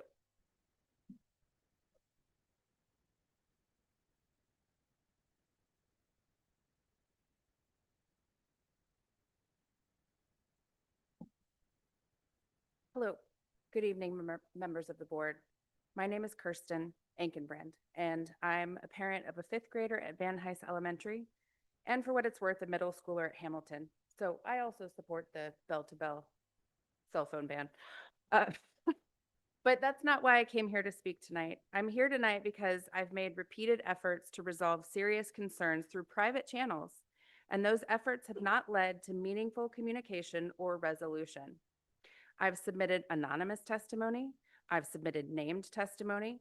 I've emailed the school leadership, the supervisor's supervisor, copying Savion on our board last year, or when he was our rep last year, and Nichelle as our rep this year. And in most cases, I've either been brushed off or have received no response. The last message I received from the district was curt and stated that my concerns were being reviewed, that they involved a private personnel matter, and that no information could be shared. Now, I respect privacy, but as a parent who's raised concerns related to students' safety and well-being, I believe there should at least be understanding of the process. What steps are being taken? When might I expect an update? That's not happened. As someone who has a strong internal sense of right and wrong, I want to say this clearly. I am not here to attack anyone, and I am only here to speak about my experience. Based on that experience as a parent, I've lost confidence that the current leadership at Van Hise can provide a school environment where all children, especially our most vulnerable children with disabilities, are consistently supported, protected, and heard. Tonight, I'm asking this board to take a specific action. First, I would like you to read the 26 written comments that were submitted for today's meeting in detail. I would also like you to read my comments that were submitted in June and were submitted again in December. And after you've invested that important time, I'm asking you to not renew the current principal's contract. I'm grateful that my youngest child will soon move on to the middle school, where that principal has created a wonderful community in about the same time as the current principal at Van Hise. But that does not end my responsibility to the children who will remain at Van Hise and the families who will follow. And I want to be candid about something. I'm not going to get quieter. I'm only going to get louder. I'm going to keep coming back because I believe this matters. And finally, I urge you to prioritize leadership that can communicate transparently with families, that can manage change effectively, that can build trust with staff and parents, and that can help every child feel seen, safe, and valued. And in my experience, that is not what's happening now. Thank you.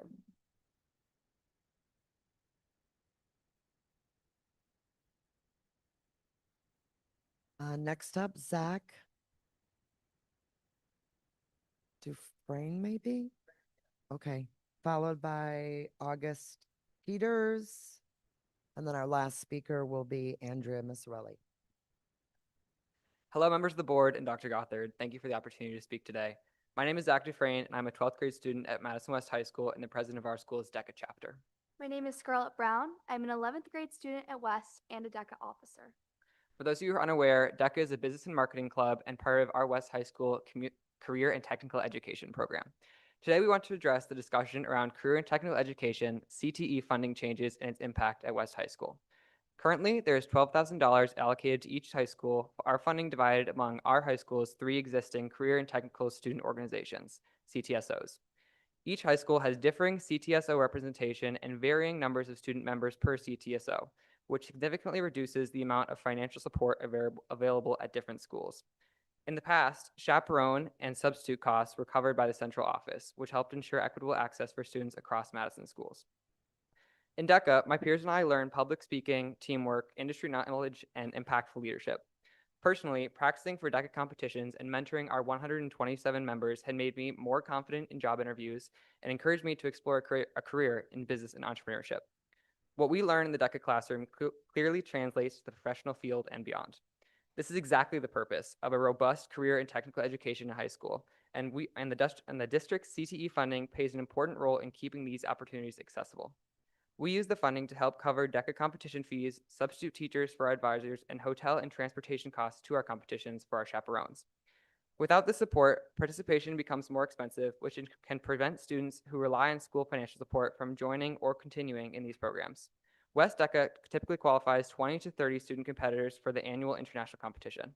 For this year's internationals held in Atlanta, we expect a cost of $1,200 per student, and it will be more if we're forced to pass on extra advisor and chaperone costs to students. DECA students spend a lot of time in the community as well. We organize local food drives, provide toys for children with the Madison's Empty Stocking Club, and have fundraised at the Cole Center, concessions, and Camp Rendell summer events. Despite our strong fundraising efforts, CTSOs do more than fundraising. That's the point. Fundraising alone cannot cover rising programs and substitute costs. As DECA members and student leadership like myself have put more time and effort into improving competitively, we've brought more students to overnight competitions. This means we need additional chaperones to attend these conferences, which increases our costs. CTO programs like DECA and HOSA build leadership and real-world skills. These are educational experiences, not optional extras. We ask that the board consider a funding model that prioritizes student opportunity. I understand that $12,000 per student is equal, but I insist it is not equitable. We'll use more than half of this funding for our state DECA and HOSA competitions, exhausting it before HOSA's international competition. Having more successful students shouldn't mean passing increasing costs to students and denying hard-earned opportunities. Please consider additional fundraising for chaperoning and substitute expenses associated with taking students to these competitions above what is covered by the allocated $12,000. Thank you for your time.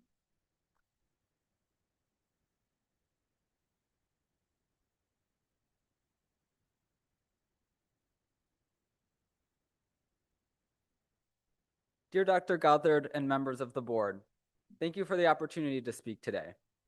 My name is August Peters. I'm a 12th grade student at West High School and a leader and member of our school's HOSA chapter. Today, I also want to address the changes to CTE funding and their implications for the West community. Because the funding our school receives is not proportional to the size of our CTSO programs, and DECA and HOSA are the largest of our school's student organizations, DECA and HOSA students will lack equitable access to district funds. With a lower budget for travel expenses, including sponsoring chaperones, covering registration costs, and giving aid to students who may not otherwise be able to attend costly conferences, HOSA will have less funding available for not just competition costs, but also for resources like health science textbooks that allow students to compete at their full potential. HOSA is an environment that allows future health professionals to gain meaningful technical and professional skills, as well as leadership experience in a healthcare setting. HOSA provides opportunities to network with health professionals, gain hands-on healthcare experience, and ultimately develop a skill set that allows students to become leaders in healthcare research and other professional settings. I am also a healthcare worker at UW Health through the Youth Apprentice program. I wouldn't have had this opportunity if not for HOSA. Undoubtedly, I've gained experience that serves me now and will serve me in the future as a healthcare leader. This only goes to show how indispensable career and technical education is for students like me. Since my first affiliation with HOSA, our chapter has grown significantly, reaching over 80 members. This year, we'll take 41 of those members to the State Leadership Conference. This jump in chapter numbers represents dozens of new students gaining the tools necessary to become healthcare leaders. It represents an even greater opportunity to represent our state, district, and chapter on an international level. With these encouraging changes, our chapter must accommodate more chaperones, greater airfare and hospitality costs, and more student aid. Our upcoming state conference will cost $300 per student and international conference costs can exceed $1,200 per student without adequate funding. And this poses a significant barrier to many students who have achieved so high through dedicated effort. We believe that the limit to a student's achievement in HOSA should only be determined by their level of determination to achieve, not how much they are able to pay. We ask that Dr. Gothard and the members of the board consider additional funding for our rising cost of travel, chaperones, and competition resources above what the current $12,000 can cover. Thank you for your time and consideration.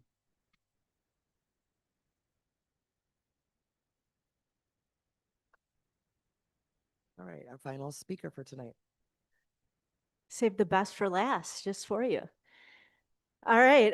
Good evening, everyone, members of the board. My name is Andrea Miserelli. I'm president of Madison Teachers, Inc., or MTI.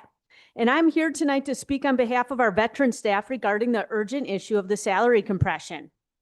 Our veteran educators and staff are the backbone of the district. They are the ones who have mentored new teachers, navigated years of policy changes, and remain dedicated to our students through every challenge. They aren't just employees, they are the institutional memory of our schools. They deserve a salary that reflects the loyalty and expertise. We have heard the suggestion of a RFP for a consultant is necessary before action can be taken. We respectfully disagree. MMSD has the blueprint for a solution. The district successfully addressed how the 7 levels removed were fixed for our student service staff. We already know how to bridge that gap. While we understand that HR may lack certain historical records for staff not granted their full years of experience at hire, a consultant wouldn't have those records either. The process will ultimately rely on staff self-reporting and providing proof of service to HR directly. While we acknowledge that some complex layers of the compression may take time to untangle, the 7 levels removed or chopped off issue is a clear-cut error that can and should be fixed immediately. We don't need to wait for a months-long study to start doing what is right. This is the logical first step. Even if you end up changing the salary schedule, you still are left having to address the compression issue. And if you guys would like, you could hire me or MTI the amount you want to pay for the RFP. We would gladly consult and help you. We would even do it for free. It is time to stop asking our veteran staff to wait. It is time to make things right and ensure our most experienced educators feel valued and not overlooked. Let's start fixing this tonight by addressing the levels we already know that are broken. Thank you.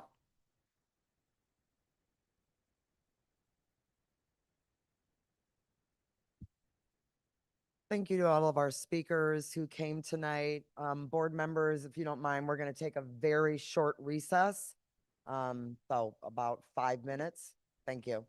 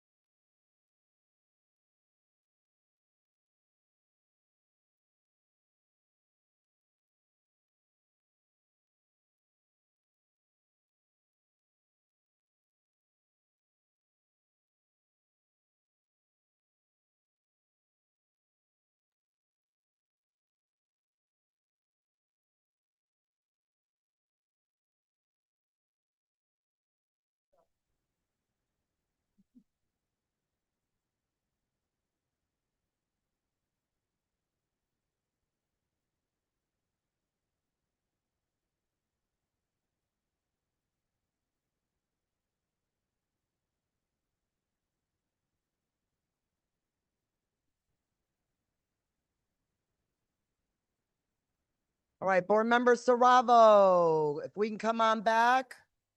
Board Member Muldrow. Board Member Vandermeulen, thank you very much.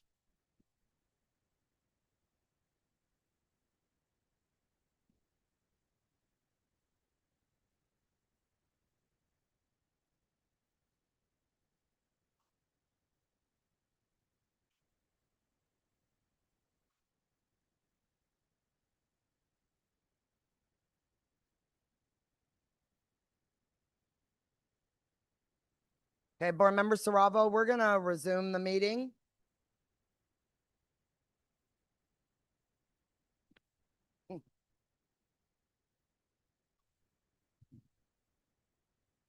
All right, we are ready to resume our meeting. Jesse, if you want to get us back live again. Thank you. We are moving forward with conducting the rest of our business. Don't be laughing at me, Monica.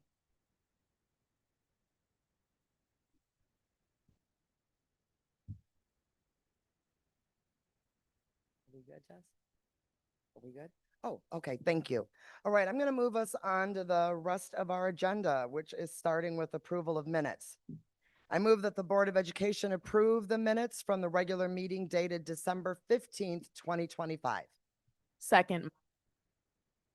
All right, Student Representative Lee, if you're still on, your advisory vote. Aye. All right, all those in favor, aye. Aye. And it looks like. Aye. Thank you, Board Member Castro. All right, that passes unanimously.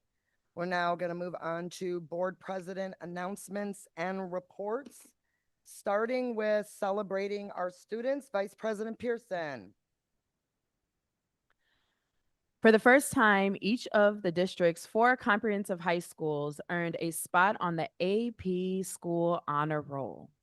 This national distinction reflects strong student participation and success in advanced placement coursework. The recognition builds on a year of record-setting AP achievements across MMSD. Congratulations to all the students participating and to all the high schools.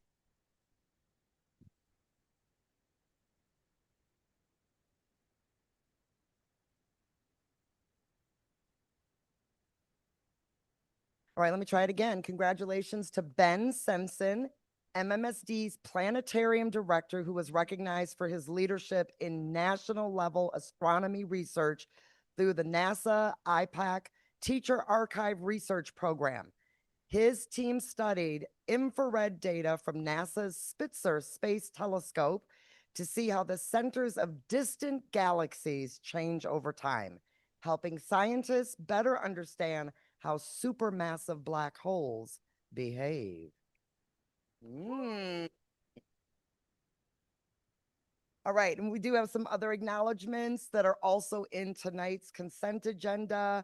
There's quite a few, so Vice President Pearson and I are going to split these up, but overall, the board would like to acknowledge and thank the following individuals and organizations that are donating to the district. So we'd like to say thank you to Diane Ballweg for the donation of $32,000 for food, beverages, and catering services for the new educator seminars. We'd like to say thank you to Franklin Randall PTO for the donation of $100,000 to support the funding for the Playground Update Project. And to the Engelke family for the donation of $50,000 for Thoreau Elementary's general fund and $400,000 for Thoreau Elementary's library renovations. And a few more. Board Member Mosner-Feltham, I think you'll appreciate this one. Friends of MSCR for $38,180.50 to support MSCR programming, and the Boys and Girls Club of Dane County for an in-kind donation of Dove products valued at $150,000. And finally, a $10,016.46 donation for new microphones and related equipment at West High School. So again, many, many thanks to all of the individuals and organizations who are donating to our district. And with that, I'll turn it over to our superintendent for his update. Thank you, President Nichols, members of the board. I too would like to thank our incredibly generous community. It's just some amazing giving that really does impact and give so much value to our students, our staff, our entire community. So my report for this month, thank you to the board for reaffirming that MMSD is a safe place for its students and their families to seek help and assistance and information if needed. Our primary focus is on our students. All students in MMSD are welcome. We remain steadfast in our responsibility to put our students first and in our commitment to maintain a safe, stable, and focused learning environment. While there is much uncertainty in the nation right now, we have much to celebrate and be proud of here at MMSD. Recently, I had the honor of addressing student athletes at the MLK Big 8 Symposium. As part of my presentation, I shared reflections from Dr. King's final book, Where Do We Go From Here? Chaos Our Community, and to give some history on that, his book was written in 1967. 10 months later, he attended Memphis, Tennessee, site of a sanitation strike and working conditions for many Black workers and other hourly workers, and his life was ended. So just 10 months after he wrote this final book. I asked students to consider our shared mission in the civil rights movement, and we discussed the current social conditions facing many communities across the country. Reflecting on Dr. King's work feels particularly urgent right now. And as I look across our district, I see buoyancy of hope Dr. King wrote about in the eyes of our 26,000 students and the dedication of our educators who refuse to accept the status quo. As students return from school after winter break, I also began my site visits. I look forward to these visits because it gives me the opportunity to connect with students and staff. These conversations provide a real-time pulse on our school community, and you never know what you're going to walk into. So as part of these visits, one of my favorite things to do is to stand in a high school hallway at passing time. I know some people might say, why would anyone want to do that? Because it's a great place, and it's always proven in my career to be a great place to have conversations. And these are not scripted conversations, many times not individuals seeking help, but you can look in the eyes of a teenager and tell that something's missing. They're either looking for someone or somewhere, and you as an adult might have that information.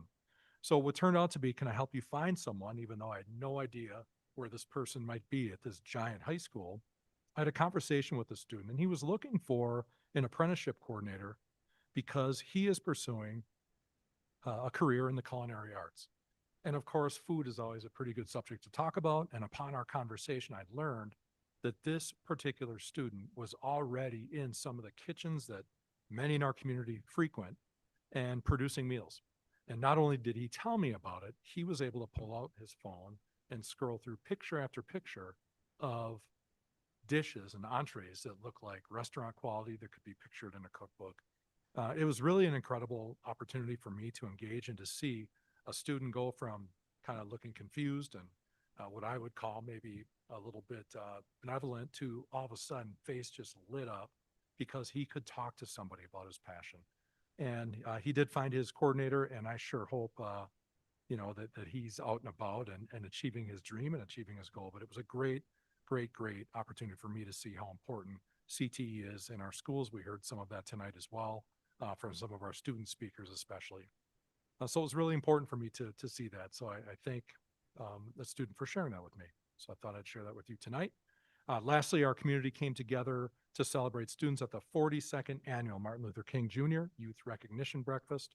The event is hosted by Dr. Ruben Anthony and the Urban League of Greater Madison, his board and his community as well. It's a long-standing tradition. This year, 118 MMSD students were honored with the Outstanding Young Person Award. Two LaFollette seniors were also awarded scholarships. Kira Smith received the Betty Franklin Hammond Scholarship, and Rebecca Ororu received the George Anglin Memorial Scholarship. We also celebrate our newest cohort of the MMSD Man Scholars and continuing a legacy of academic excellence and great support. It's clear that our students aren't just the leaders of tomorrow, they're leading us right now. President Nichols, members of the board, this concludes my report. Sounds like a great way to come back from winter break. The picture of you with a student where you look like you were delightfully surprised. I'd have loved to see a picture of you in the hallway passing time, Dr. Gothard. with a sea of students in the hallway. If I could, Yeah. that student in the picture that you're referring to, Yeah. bilingual classroom, and she's writing her career goals or doing a report on a career that interests her. And when I began to ask her questions, her very studious face turned into one of excitement to share with someone what her dreams are. So that was just, I just saw that picture tonight, but that's exactly what was on her mind as she was telling me that. Awesome. Well, you look like you were captivated, and I appreciate the kind of superintendent you are, getting out to schools, students seeing you, knowing who you are, and also for doing all of the community work that you continue to do. So thank you. All right. At this point, we are going to report on items that proceeded through the instruction work group held on January 5th, 2026. And I'll pass that over to Instructional Work Group Chair Muldrow. Thank you so much, Board President Nichols. At our past instructional work group, we focused on a mental health update. We were able to have a very thorough and thoughtful conversation thanks to our team and the really intentional questions of our board that evening. We also got a brief update on MMSD's Excellence Together. We will be extending that conversation into our upcoming board retreat on February 6th. In our upcoming instruction work group meeting, we are going to be speaking to 4K, and we will get an update on 4K in early childhood, as well as getting an update on our potential math curriculum for grades kindergarten through 8th grade. That's it for my report. Thank you. All right. Looking forward to our next instructional work group.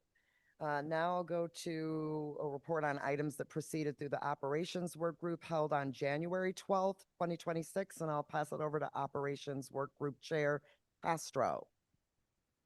Thank you. Can you guys hear me? Yes.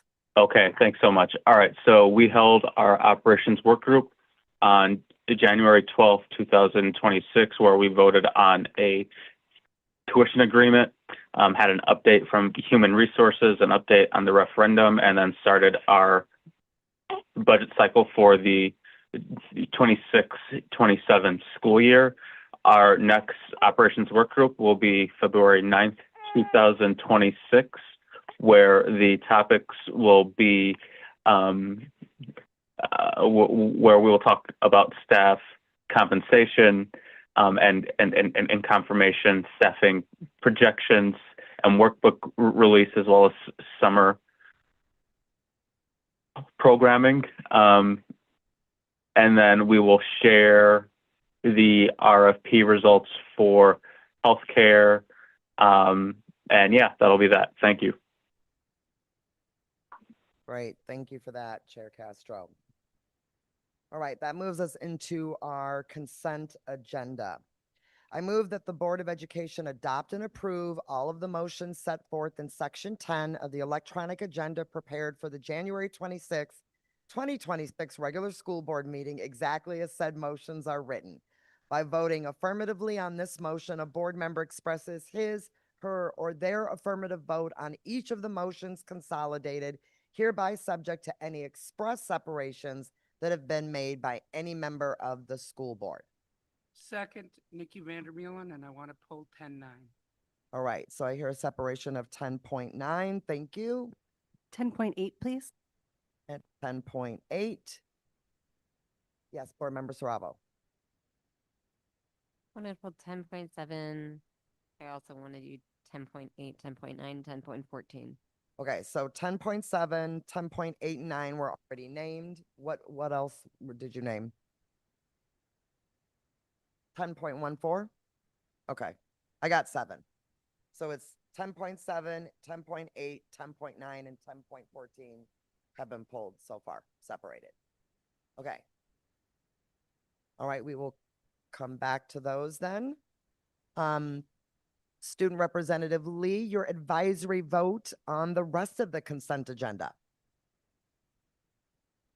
Aye. All right, all those in favor? Aye. Aye. All right, thank you. Board Member Aye. Castro?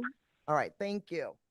All right, let's make our way to each of the ones that were pulled.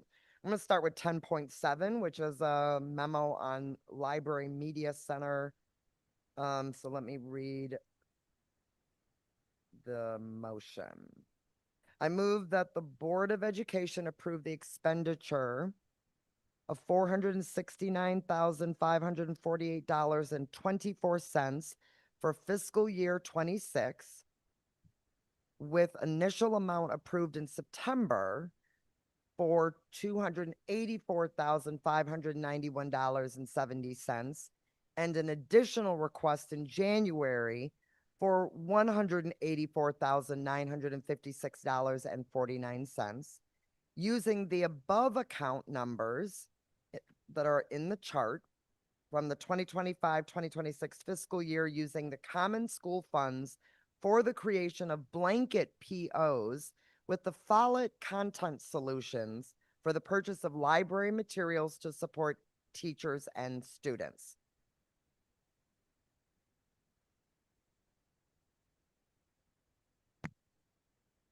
Okay, that's been seconded by Board Member Vandermeulen.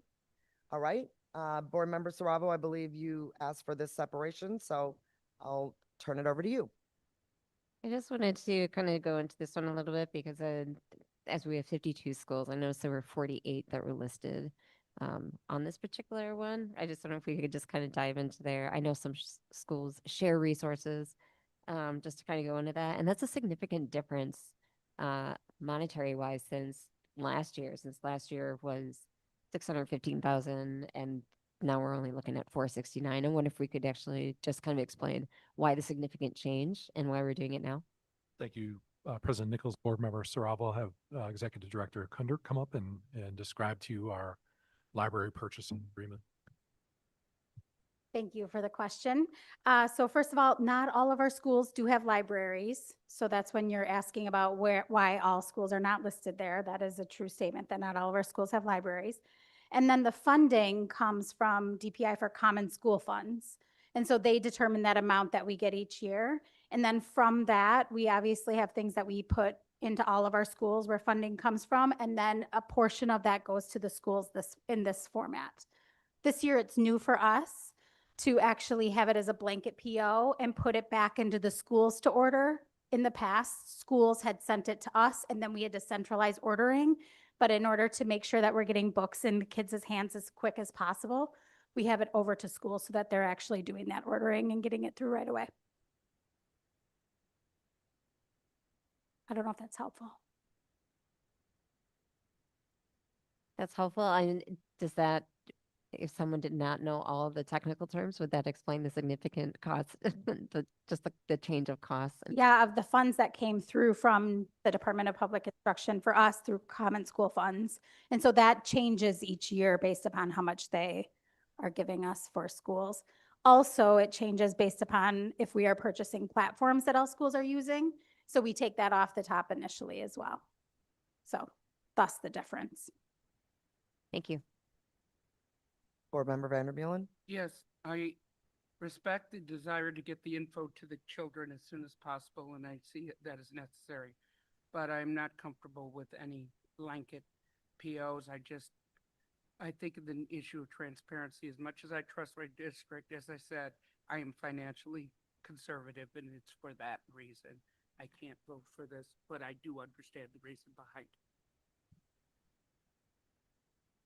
Can you speak to the nature of a blanket PO, just for educational purposes? Sure. So we tell schools that this is the funding that they would have, and then they can purchase from Follett what those texts are. Librarians across the district actually do connect with each other and have recommended resources that come and also come from curriculum connections that we have as well. And so that funding, they know that they have this much money to spend on those texts that people are recommending or requiring. I would say a lot of texts currently have also been around ensuring we have authentic texts in Spanish in our schools, as well as authentic texts in Hmong. And so that's where a lot of this money is coming from. However, your concern is saying that you don't want people to just know how much they have to spend. Is that your concern? No, My concern, if I may answer, Chair, my concern is a blanket amount that the board isn't aware of what the amount is for each one. To have that, I seriously worry at the transparency. I don't like blanket statements on that. I think that information needs to be shared publicly. So that way each school could, or it's equitable, because one school may get the same amount, like we heard today, with West getting a certain amount from 3 clubs. And that was the first time the board ever heard of it, and those kind of reasons are the reason why I would like that. They do see their fund. Yeah, and just for clarity, Board Member Vandermeulen, the second attachment in board docs does show by school the amount they'll have available. So it's blanket kind of all the amounts added up together and then by school. From the beginning, and so you'll see all of them. Okay. Board Member Muldrow? Ask for the sake of clarity. What we're talking about tonight is basically accepting funding from the Department of Public Education and then distributing it among our schools for the point of purchasing literature. Can I help out here? There's the thing about the common school funds is that it comes twice a year. Okay. So when it comes in the beginning of the year, our nice BPA office allow us to say, we are suspecting that you're going to get this estimated amount of common school funds. Our librarian program, then what they do is take that estimated amount and then divide it amongst the schools. When we actually get the common school funds, most of the time what we notice is it is more than what we are estimated, because we want to go under that amount to make sure we are not overspending. Mm-hmm. The blanket PO, what it's doing is saying, we recognize DPI has said, hi, MMSD, here's your common school funds. Now what the librarian program has done again is gone back and says, Cherokee, we originally said you were going to have this amount, but now because we got the actual check, you're really going to have this amount. And Follett is one of our biggest vendors that we use. So the blanket PO, what it's going to do is allow the schools to be able to purchase versus having 52 different POs from each school. It's one blanket PO for all of the librarians to be able to say, I am at Cherokee, I want to be able to purchase this, Wes is here, and we don't have 52 different POs coming at you. I really appreciate that. And I think it's important to say, like, we have 52 schools and sites, right? So when you said we don't have libraries at all of our schools, I think that can sound really alarming. Like, what schools do not have these libraries? And what I think you're referencing is some of our schools share a building and a library. Some of our schools take place in the children's hospital or in the juvenile detention center. And it is not that we're not providing materials to those spaces, but it's navigated through different channels given the resources available in Correct. sites. Correct. Thank you so much for answering our questions. All right, are all questions answered at this point? Okay, great. All right, Student Representative Lee, your advisory vote. Aye. All right, all those in favor, aye? Aye. Aye. Okay, that's 6 of us. Those opposed, 1. All right, that motion carried. Thank you.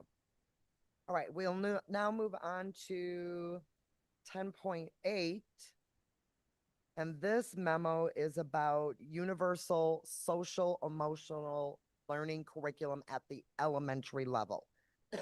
Let me read the motion. I move that the Board of Education approve the purchase of a universal social emotional learning, or SEL, curriculum for elementary schools for a total of $270,625 over the next 3 fiscal years, using the curriculum and instruction curriculum review of learning materials budget. We need a second? Second. All right. A couple of you, I think, had expressed separation, so who would like to begin? I can go ahead and start. Okay. I think first I want to thank the team that put together this recommendation and for all the work that went into it. I want to acknowledge the desire and the need that people have to have access to high quality curriculum around all of the things that we want students to be able to practice and get better at, including social emotional learning. That said, I will be voting no on this consent agenda item. And I will be voting no because when I think about what high quality cell learning looks like, and when I think about what this particular curriculum offers, there's a mismatch there. And that mismatch is actually modality. And it's students using the Chromebook to do the follow-ups and having the screen mediate a student's social emotional learning. I understand from the team that the lessons are delivered live from the teacher, but that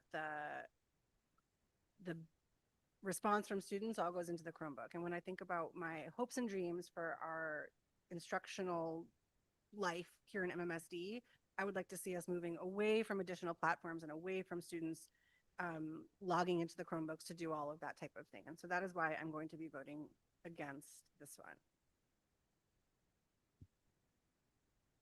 All right, thank you. Board Member Muldrow, and then did you have one more? Board Member Saravo? Okay. Thank you so much, Board President Nichols. I very much agree with my board colleague Blair Motzner-Feltham in terms of how much this curriculum relies on students navigating their experience through their electronic device. But that's not necessarily why I feel particularly hesitant to vote for this. The thing that actually concerns me the most about this curriculum is the ongoing cost of the curriculum. So I think we spoke to it costing $270,000 over the course of the next 3 years. Is that correct? And then after that, we continue to pay for this curriculum at a rate of about $100,000 a year. I think back to conversations we had earlier this year, particularly the conversation about the board stipend. And the board stipend generated an additional cost of about $43,000 a year, but we had a really thorough conversation about it. We had a lot of thought that went into it. We compared ourselves to other districts. We had multiple public meetings in which we deep dived it. And so to have something that over the course of 10 years will cost us close to $1 million and we'll have ongoing expenses related to it after that, in which we never outright own this curriculum, is something that I'm not super interested in. I would much rather see these kinds of resources invested in theater opportunities for our students, in partnerships that promote safety at school, in really creative vehicles to invest in our young people's ability to engage in universal social emotional learning that is not so oriented to their relationship with a device, particularly at the elementary and early childhood level. Okay, thank you. I think I saw Board Member Saravo, Board Member Vandermeulen, Vice President Pearson, and depending on where it goes, I may have a question. Thank you, Chair Nichols, President Nichols, I'm sorry. The reason that I wanted to talk about this is actually I'm in the same thought process of not voting for this either. I share and appreciate the concerns the other board members brought up. And when I was going through it, I'm seeing that there was 18 representatives. I have no idea what students and staff those representatives represented. I don't know anything about the variety of people that were involved in it. I don't feel that I have just a really good appreciation for who is there. And it's not explicitly contained in there as to what groups were all involved in bringing those people together. I don't see it in there. And I can't find myself to be in support of something where I'm not sure, or it can be assured that all the groups that I would also want to make sure that we're included in there were part of the process to the extent that I would want to see them. Thank you.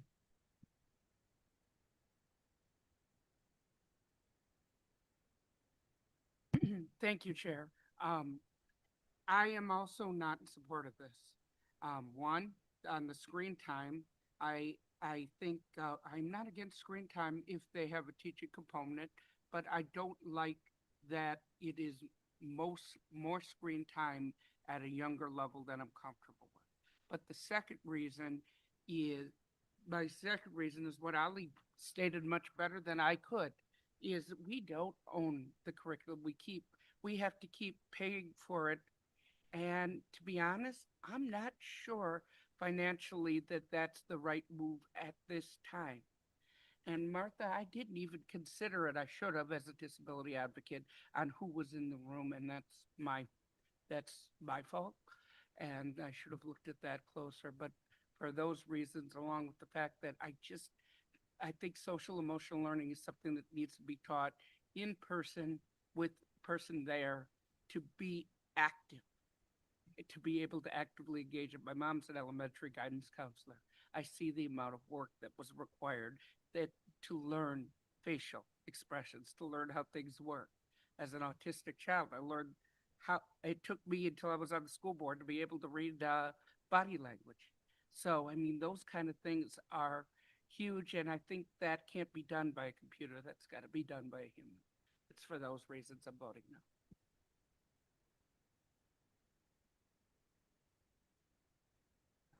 Okay, so I have questions. One of my questions were who all participated in that 18 group. Question. Thank you, President Nichols, Board Member, Vice President Pearson.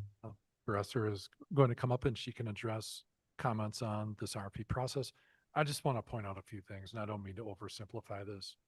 One of the most common things we hear is the inconsistency of student engagement, whether that be behavior, attendance, you name it, across our elementary schools.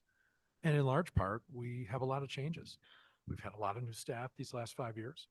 We have students who are mobile throughout our district, who are going to multiple elementary schools, either within a given year or within consecutive years, successive years. And what we're trying to do is offer a system that is consistent so we can start to truly build some depth in social emotional learning. I think it's critically important. Board Member Vandermillen, you mentioned, an elementary guidance counselor. We don't have that position in our district, so we rely on our teachers. And imagine if we send our teachers into a classroom every day and the task they have requires a Phillips screwdriver, but we give them a hammer. How successful they're going to be. So this is about tool building, skill building for our educators so they can be the most effective as possible for our students. But I'll have Dr. Esser take you through the RP process.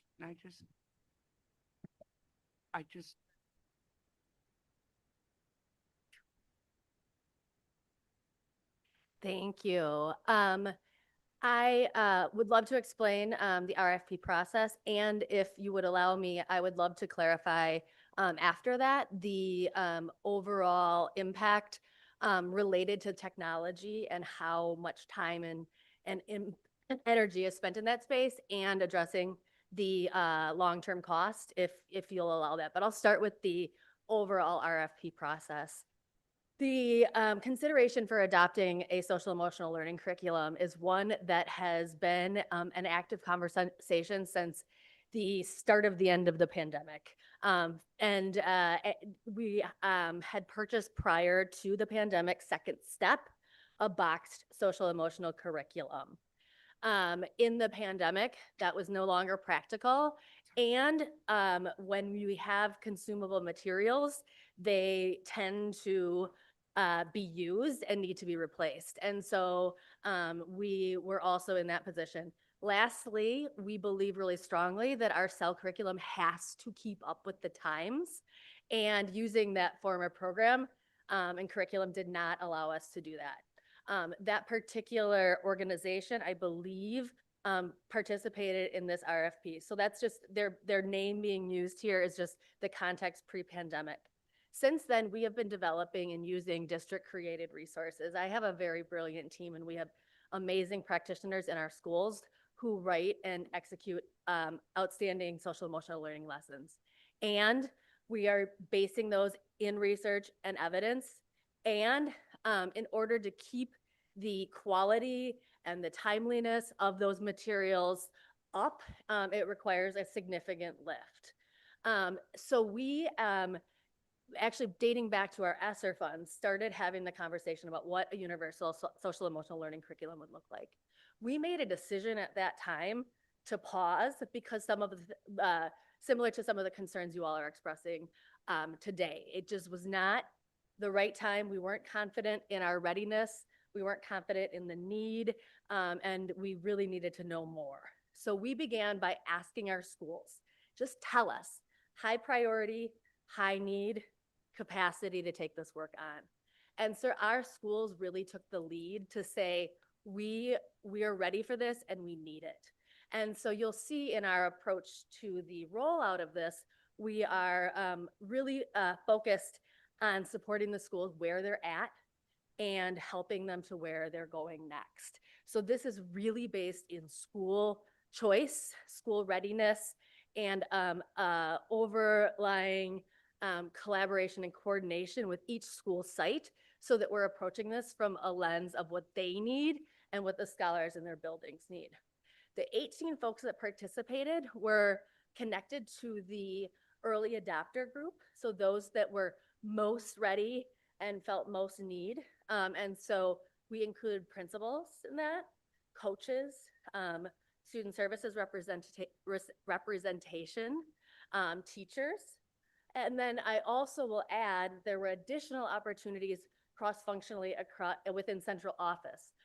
So subsequent sessions outside of the whole committee to really dig deeper into things such as language. Is language aligned? Is there proper Spanish translation, et cetera?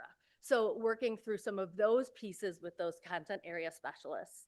From there, our team of 18, our team reviewed the RFPs using a rubric through the lens of, did they meet the minimum qualifications or requirements? So we did that first pass, and then the committee met several times for extended periods to review the materials, to dig into them, to experience, to talk with some principals who are early adopters of, or I'm sorry, not early adopters, but pilot sites for this particular program. So some really thoughtful engagement and planning has gone into this, and schools really have been the driver of the conversation. Did I answer the question about who was involved in the RFP process sufficiently? Okay. Yes. Would you allow me to, oh, go ahead, Maya, sorry. Yes, you did, for the most part, sufficiently explain the 18. I think I was more looking for specifics, but especially when you get down to student services, that's a large area, large department. And so I would be more interested in what student service groups were part of that. Were there special ed teachers? Were there folks from culture and climate? And so like, because that department is so large, I would just be interested to know more specifically. Yeah. Our culture and climate team really drove this work from central office. And because our team encompasses our work around culturally responsive problem solving, SSIT, tier 2 interventions, assessment and evaluation, moving towards special education, we were really thoughtful in including our whole department with those with active roles in the process in general. And I want to be clear that we wanted the school voice to really lead our decision. And so the role of some of those folks was more as advisors to that committee or group as they were making decisions, and those more content related or specific student need conversations. Yeah, that adequately answered that question. I think you wanted to say something else. Yeah, just really quickly, two things I want to just bring into the space, one around technology and two around cost. Similar to you all, had a conversation with the vendor that we selected through the RFP process about the ongoing cost. I readily admitted that I have not purchased curriculum since there were consumables, right? When we had paper and pencil boxes of cards and photos, et cetera. And so I really was pushing back on the question of what are we getting annually? Why is it going to cost us that additional amount? And the folks there had a really strong and supportive answer that helped me to better ground and understand. So their platform, unlike a paper and pencil or a consumable product, is under constant revision. And it's under revision in response to what's happening in the world. It's in a constant revision based on teacher and student feedback. So every lesson, there's a link for staff to give feedback. This image is not okay. We'd really appreciate if you could connect what's happening around immigration in our community with the lessons that we're seeing in the next month. They create a community of practice where people could come together and join and learn. And there's also some pretty robust data opportunities that they also provide. I am likely not even naming all that is included in that. Oh, I would also add just a toolkit, office hours, and that community of practice. So that's the ongoing cost piece, and then I'll talk about tech in a sec. Specific to cost. I'm sorry, I don't want to. Yeah, I'm not done answering my questions, but because we're on costs. Yeah, Yeah, go ahead. I greatly appreciate it. So is there any potential for them to at some point change the cost? So we're 5 years in, we kind of love this program, and they say, hey, this year instead of 100,000, it's 130,000. Is that something we could see from this organization?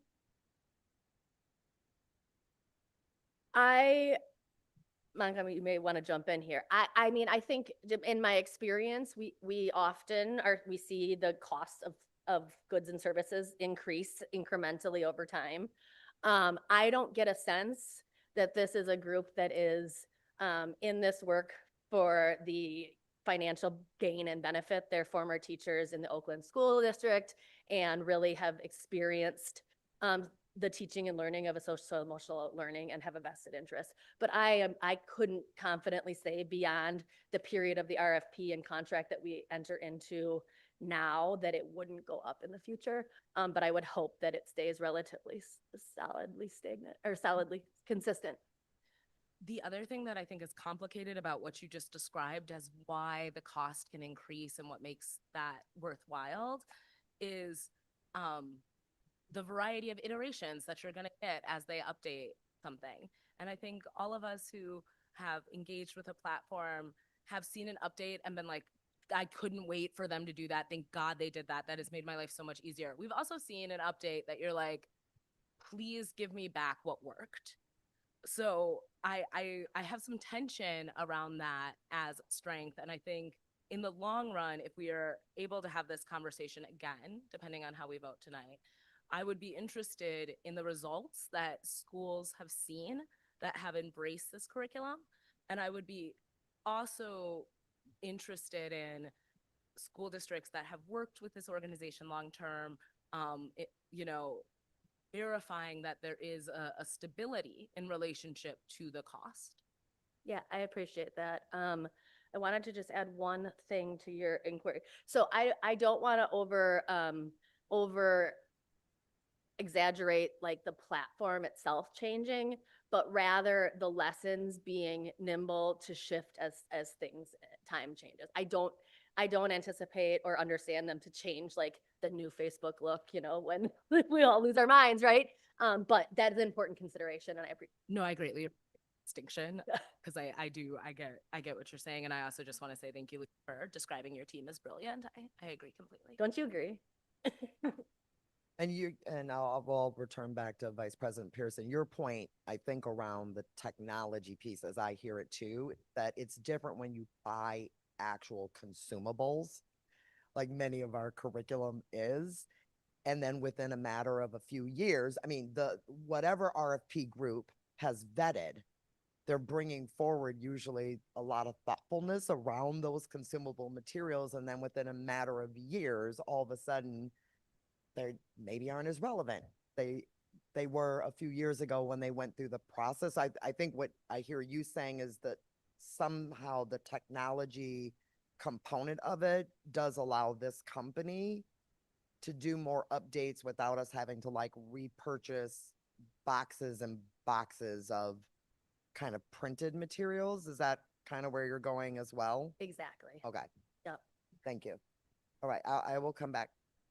Yeah, thank you for explaining that a little further. And to that point, I would recommend that when we have some kind of um, going through like an RFP and we're thinking about the dollar amount and it's significant, any curriculum, I would appreciate if in the future that it gets brought into the instruction work group, like all of our other curriculums, because I think it is important to have a more thorough conversation presentation, because some of the information that you shared, Leah, what may have been very valuable for some board members in them deciding if they are going to vote in favor or not for that. For instance, learning more about this is something that has been used in Oakland for a very long time. It's something that has been very successful in other districts. And it's something that we feel strongly about with talking to other district leaders that work directly in our schools. The information that is within this curriculum allows them to be more culturally relevant than any other curriculum that we currently have and or ones that may have also bidded in the RFP. So I think those kind of things are extremely important as we're thinking about that context. And so I would just recommend that any curriculum comes forth for us to have a more thorough conversation around the curriculum. The other thing is that I wanted to ask is around data. And so the information, from my understanding, the information that we get from students and that teachers are collecting, this has more of a mechanism for us to kind of show growth of students over time and allows educators to use that information in real time. Now, I understand we want to move away from using more screens. I am one of those parents as well. And I believe in us shifting. However, my also understanding is that the only parts that are electronic are just the weekly check-in. The rest is all with the teacher, the educator, and as someone explained, hey, my dog died today, you know, I'm going through a lot, and the teacher being able to respond to that. And so the question is just around metrics, if you can explain that. And then my last question in reference to this, which I will be supporting because mostly because the folks that I've talked to, they really do believe that this will help with our culture and climate for our students. And it will definitely help, especially our most marginalized students in our district because of some of the focuses that this brings. So the last question is just other investments that we need to make because yes, we buy curriculum. That doesn't necessarily mean that, you know, just because we buy it, it's just going to just get implemented. There's other kind of costs that go with this. So I would be interested to learn more of those costs. Excellent. Thank you. And Board Member Pearson, I appreciate you noting the technology time. So I want folks to know that the commitment of students on tech in this curriculum is 3 to 5 minutes per week. So it is a quick check-in, a formative assessment, as it were. So it could be connected to a student's own needs, but some of the examples that they include are, I got an example, let me get here. Tell me about an emotion you felt strongly this week. And so that would be an example of a check-in. This check-in allows us then, it connects to the data pieces. It allows us real-time insight for educators. In 2011, the district, when I was a first-year principal, sent me to Chicago with a group to Apple, and we observed in a classroom, and a teacher was using iPads to do this exact thing. And I went back to Spring Harbor as the principal many years ago and implemented something similar on paper. And so it's really interesting to see this come in, and it gives students not only an opportunity to share their insights with their teachers, but it allows us to spot patterns, to use that information for early intervention and prevention. It also allows us for some instructional alignment. So are we focused on the right things at the right time? And it is a privacy conscious design so that scholars are able to share just with their teacher their overall way of feeling in that moment or in response to that prompt.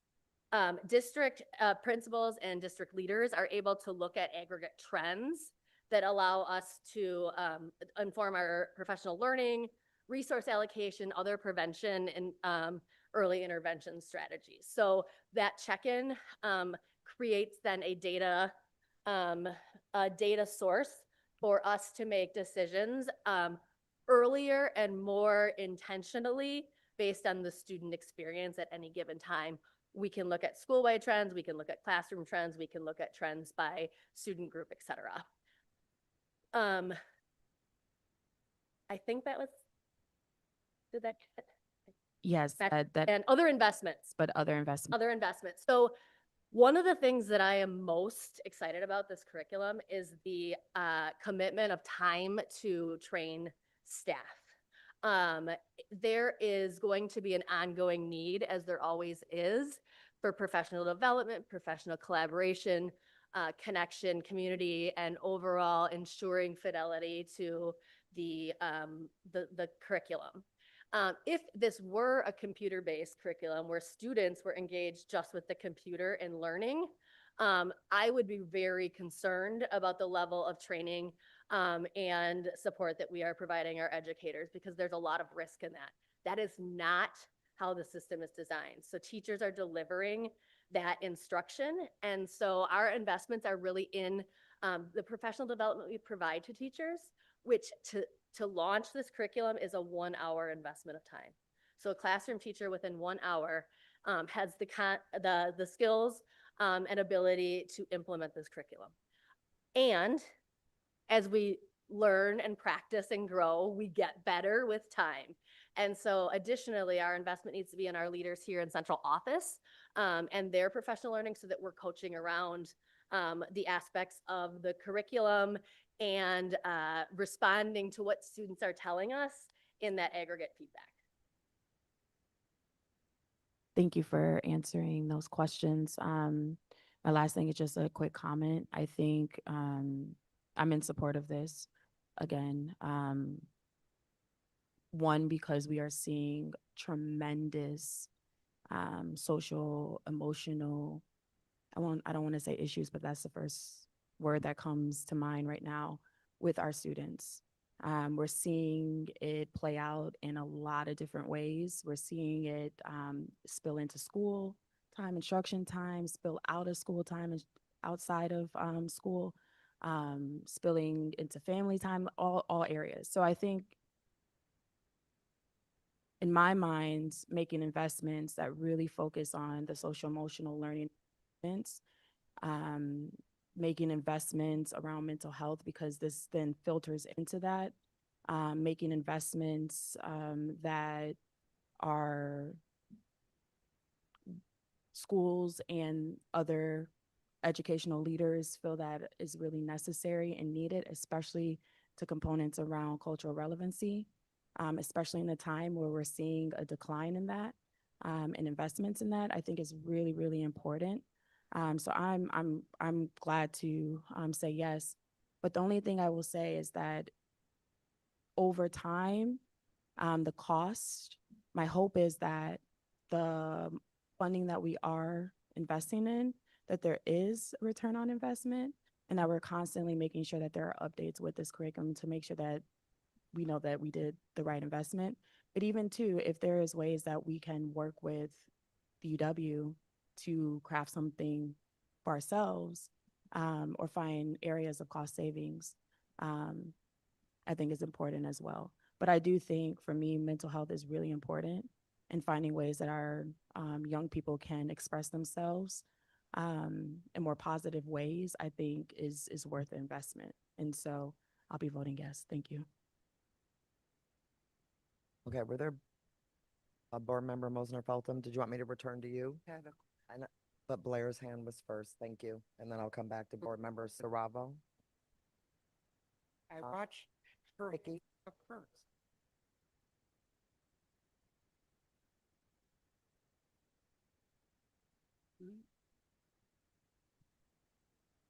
Thanks.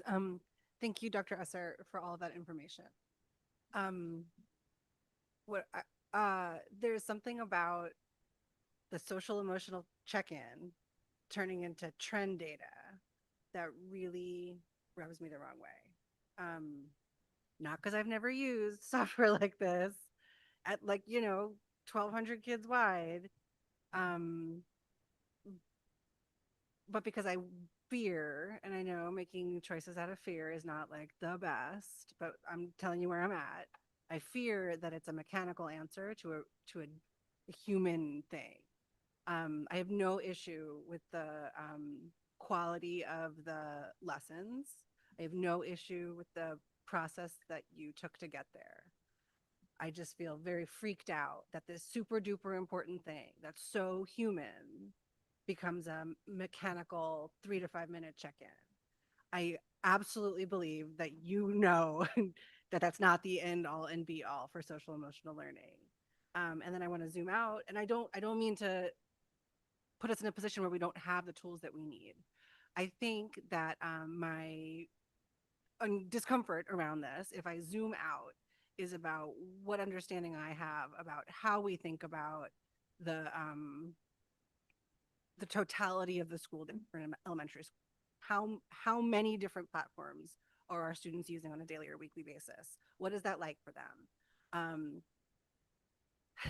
How much time are they spending on this? How does social emotional learning show up in other ways? So I feel really torn. And I have felt torn about this for a while, this particular consent agenda item. And I'm torn because I hear people saying we need a curriculum. Like I make up all of my own curriculum. It is incredibly time consuming, and it's not always amazing because there's a lot of it. I recognize the need for that. But something about my kid putting their big emotions in a computer to become aggregate data makes me anxious. And then I guess zooming out for us, I think that we should consider coming up with, if not a policy, a way of understanding what is this like holistically for students when we're choosing excellent curriculum that have these digital components. How does it all come together? I really appreciate the conversation from my colleagues. Dr. Esser, I really appreciate your team for the information. And I look forward, Board Member Saravo, to hearing your thoughts as well.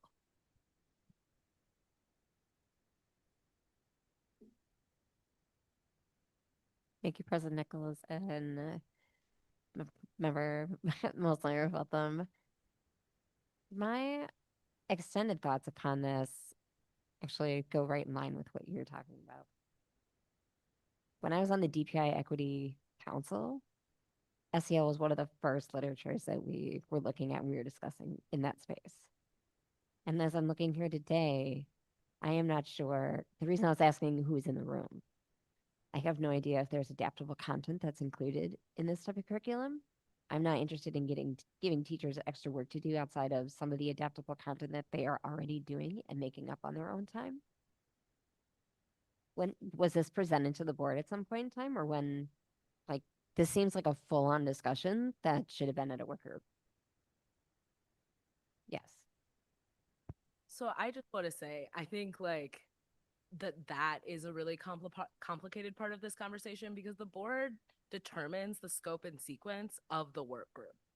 And so if we are kind of considering how to renegotiate the work group, I think that goes beyond what we've noticed for tonight. And I think like that is a larger conversation. That is our conversation. It's not the administration's conversation because they don't determine the scope and sequence for us. They do it in partnership with us. They support us in relationship to it. But I think like that's a different conversation. And were we to say we're going to have these kinds of consent agenda items show up on our work group meetings, we would be fundamentally restructuring the work groups. So I don't mean to like shut down what you're saying. I just want to say that our current process didn't give folks the space to do that. It wasn't that folks just like opted out and didn't want to talk about this with us. It's that we determined that scope and sequence as a group, and this didn't land on it.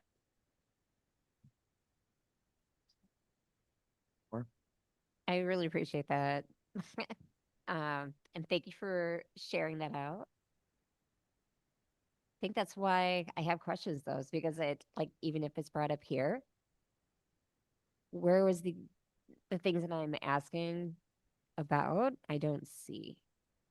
And so that's why I have a lot of questions here in this very open space, because I'm not seeing it reflected in what is being shared with us currently. Appreciate that. Dr. Esser, one of the things that I want to thank you and the cross-functional team that worked on this. I think there are a couple things, and I really appreciate the dialogue tonight, and the questions raised by my colleagues. I think there are a couple of things that stand out to me in your memo tonight. One is that you all had many respondents to the RFP. And from what I can tell with the memo is that your committee was going through all of the different responses and working really hard to vet who might be kind of the best out of this pretty big group of folks who responded and wanted to be in partnership with MMSD. I do think from my perspective, the fact that there were 18 members representing school sites and central office working really hard to go through materials, to be thoughtful, to bring school voice and perspective into the decision making is an important part of how we should make decisions.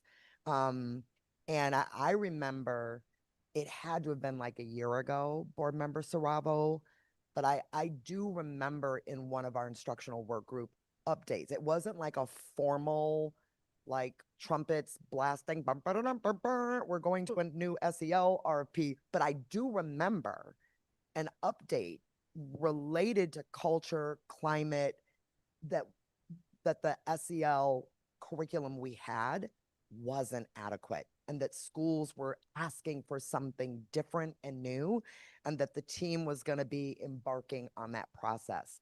So whether or not it was, discussed more in full prior to tonight, I think for me, when I look at the memo, I can respect the fact that there was a cross-functional team that took their roles really seriously to go through a process. For me, I'm going to trust the recommendation that team came out with. And then the other thing in the memo that stands out for me is that there's already a group of schools identified themselves as being kind of the first wave early adopters. The memo says spring of 26. We're there, y'all. Like, we are in spring of 2026. I think my question is, if this does not pass tonight, what does that mean? Like, what does that mean for the schools that have said, yes, we're ready to go, we're going to try it on? What would be the alternative? And can you maybe just help us think through like those implications if this doesn't happen tonight? Yes, absolutely. While our team has been incredible, I'm just so proud of them. They've been so precise with this process and really thoughtful. And so the consequence of not approving tonight would just be that we need to get back with y'all and provide some answers to questions that are still outstanding that you feel are so essential you can't make a vote tonight. The consequence beyond that is just a delay for the school in implementation, a delay in our training, that sort of thing. So it just slows down the timeline and shifts it a little bit. But I think the early adopters will still, if we approve next month, be able to still early adopt. If we get any further out, they're essentially going to be in the first wave. But it wouldn't be the end of the world. I feel super confident in the work that the team has done and the recommendation tonight moving forward, but we understand either way if the board needs to make that decision. Right. Thank you for a little bit more on the timeline. What I heard you also say is that if this didn't pass tonight, you could provide some additional information based on tonight's questions, but it sounds like it still stands that the cross-functional team would still want to go with this vendor. Yeah. That wouldn't change from your perspective. Correct. So if the board were to not vote tonight, we would likely follow up with you all with clarifying information to address concerns that are on the table. If the board votes not to approve, then our team has to go back to that drawing board to determine whether another vendor would meet the needs or expectations of the board, or if we really have to reset and consider our own internal curriculum further for the future. Okay, thank you for that. The motion that we have on here tonight is to, sorry, let me get back to the motion that we already seconded. It is to go ahead and approve the purchase of this universal social emotional learning curriculum for elementary schools. So I think what I'm not sure from tonight's dialogue and questions is if, are we ready to take that vote, or are we asking to get additional information from Dr. Esser and potentially postpone the vote to next month? So I'm just trying to figure out where we are in the conversation tonight. I'll go with, were you ready? I'll go. That I think we are. That's all I said. You think we're ready for a vote? Okay. Yeah. Thank you, Board Member Vandermill. Board Member Muldrow, and then I'll come back to you, Board Member Mosner-Feltham.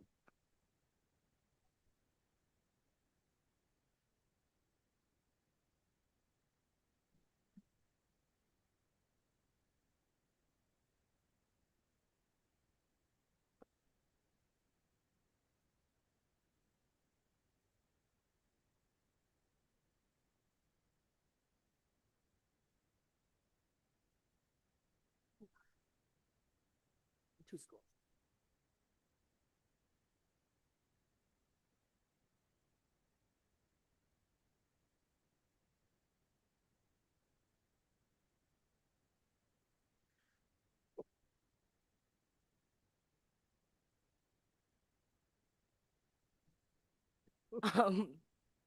I think my question around that is, what are we building, right? So if you say like, we need this tool and we need it because we're doing this and these are the outcomes that will be promoted through this process, I think I can have greater confidence in the long run. However, I'm comfortable with us delaying the vote. If we are going to have the vote tonight, I am going to vote against the investment at this time. I feel like, do you want to respond to me? Thank you, President Nichols. Board Member Muldrow, I think that what I'm hearing is a desire for clarification. Part of that might be a demonstration of taking board members through what this would look like, some of the professional development and some of the outcomes, back to Vice President Pearson, return on investment that we'd be looking at. My direction to the team would be to come up with a way to give you an immersive experience and what it would be like from the student perspective, from the staff perspective.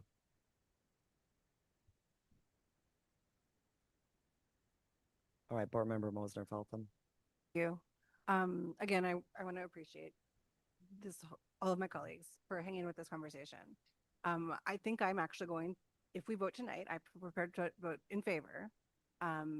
Because what I realized through this conversation is that my feelings of negativity are not necessarily about this particular curriculum, and that's what the vote is for. But my feelings are broader than that. And I don't think it would be, I don't want to interrupt the ongoing work, because I need a broader understanding, or we need together to build the broader understanding. So I do feel prepared to vote, and I will be voting differently than I indicated earlier. Thank you, Board Member Van der Meulen. And then I am Board Member Saravo. sticking with my no, and the reason why, first of all, on the whole screwdriver hammer, I understand the analogy, but I'd rather put that money in hiring guidance counselors, to be honest, than using a computer to determine the social emotional learning of our students. Secondly, my issue is that transparently, we have told the public that we're discussing it. I understand that sometimes we need more time. I'm comfortable, but I am willing to let the board make that decision. But I'm just telling you, I am comfortable with voting tonight, but that's up to you, Madam Chair, if you wish to have that vote. Board Member Saravo, and then Vice President Pearson. Thank you, President Nichols. If we're voting on it tonight, I'm not going to be voting in favor of this. I really appreciate, Dr. Gothard, your suggestion of giving us more of an immersive experience with it so that we can more fully understand what this is. I think since COVID, knowing that elementary students really did not respond well to a lot of online things, just knowing that we're going to have students that respond to it, ones that don't, and ones that need adaptive programming. And I really want to cover all of those areas just to truly understand what this is. I do find the value in social emotional learning, and this is for our younger students, but I would really like to gain a little bit better knowledge of what does that mean, not only for the students, but for the teachers that are going to be providing this before voting on it. I do appreciate all the conversation that's happened here tonight.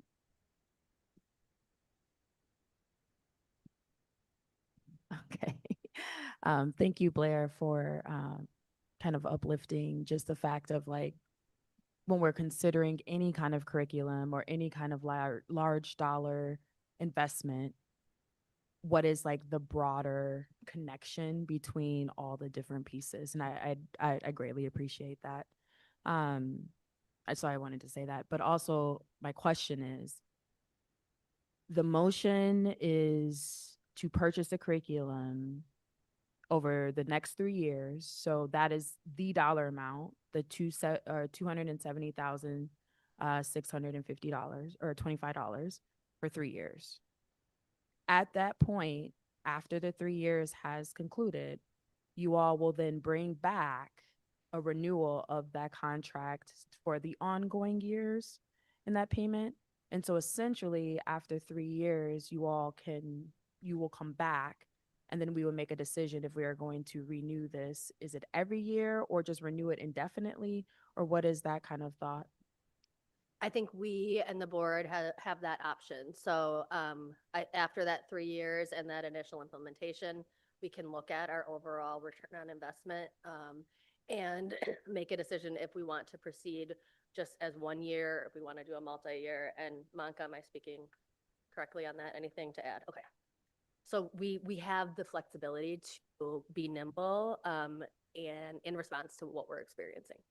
Okay, so again, we can come back in 3 years and decide if this is just not it too. I think board member Ali, it just like to your point, at this point, last names. To your point of like, is this something that we like or don't like? I think that is important. Then after 3 years, we can decide if that is something that we want to continue investing in. Then my last question is oh no, I think that's it. I think any curriculum, they say 5 to 7 years. Usually it's like to 10 years is like on the heavy side. And so I guess this fits within like that do we want to continue with this investment or not? And it's 270,000 out of like a large budget that we have. So that's it. All right, Board Member Muldrow. I just want to say that I think tonight, I don't want to vote against this. I do want to learn more. I do want the opportunity to learn more about it. So I'm going to abstain so that I am not voting against this specific contract, but asking for more time and more information, which you all have very generously offered. If we vote, if we do not vote, then I am happy to delay and vote at another time and gather more information.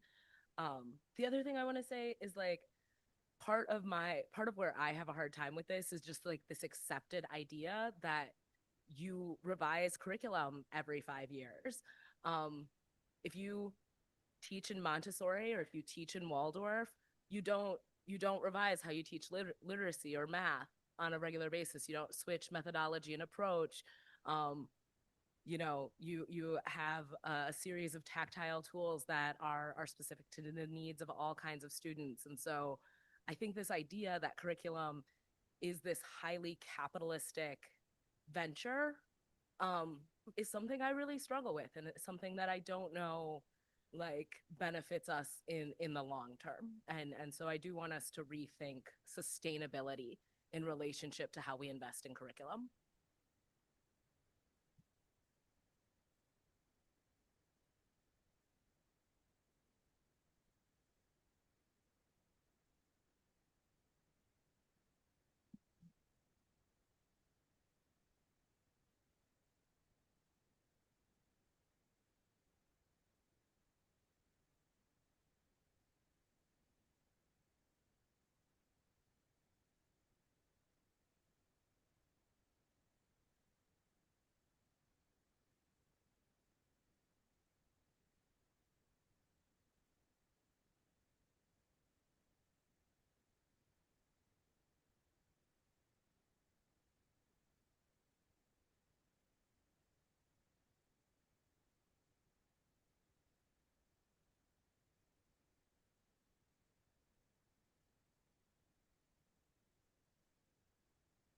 All right, thanks, y'all.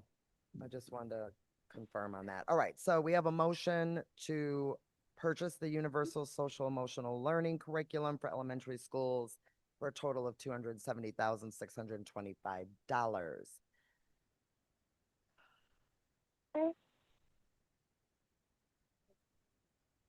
Board Member Castro? Hi, everyone. Wish I could be more involved in the conversation, but multitasking. I really appreciate the conversation that we've had, learning a lot from everyone's questions and Dr. Esther's answers. I am interested in learning more. I would request that we delay so we can learn more about the program and how it's implemented and students' relationship with the technology piece. All right, Board Member Castro, you would need to make a motion to delay the vote in order to learn more. And we would have to get a second on that and vote on that. Would that be an amendment or is it possible to make that motion with the current motion open?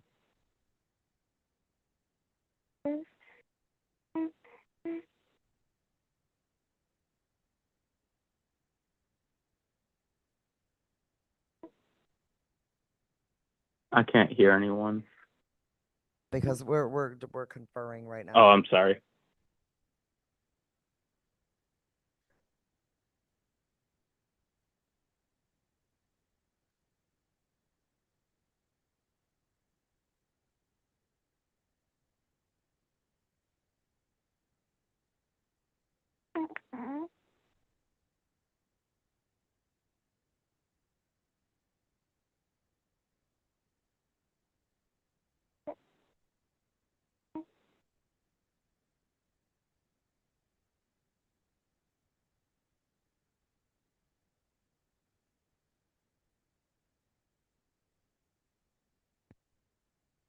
Board Member Castro, do you mind if I ask, are you comfortable making a motion to table and revisit this motion? Yep. Okay. So I move that we table the motion, board docs. This was, okay, I move that we, table item 10.8 for further consideration and discussion.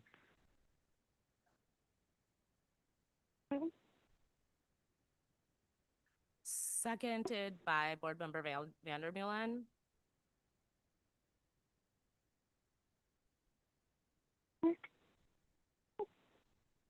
Sorry, Board Member Castro, there's a lot side comments on the stage. Hold one moment. Members of the board, if I could just add that a motion that is subject to table means it has to be taken from the table by the end of the next meeting.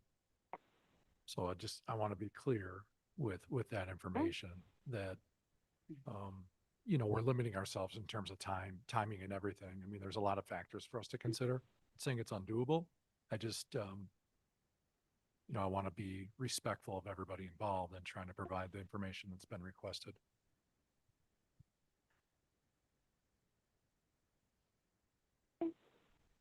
All right, so we have a motion to table. And a second. And yes, I know, I'm just trying to rephrase what the motion was. Table item 10.8 until further discussion, No, for further discussion. you can't, you have to do a certain amount of time. It can't be past the next meeting. Okay. Well, I'm just rephrasing what the original motion was. So we're now adding a time component to it.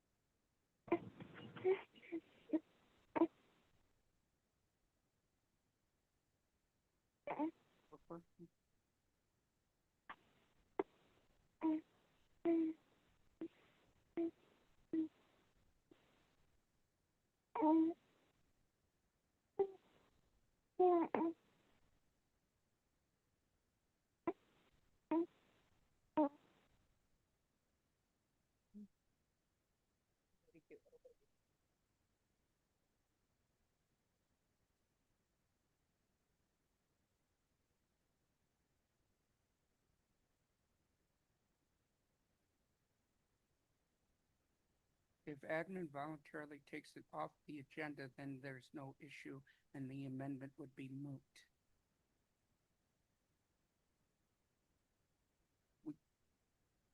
Couldn't we? Hey, kid, I'm not gonna make it in home in time to do that. I'm so sorry.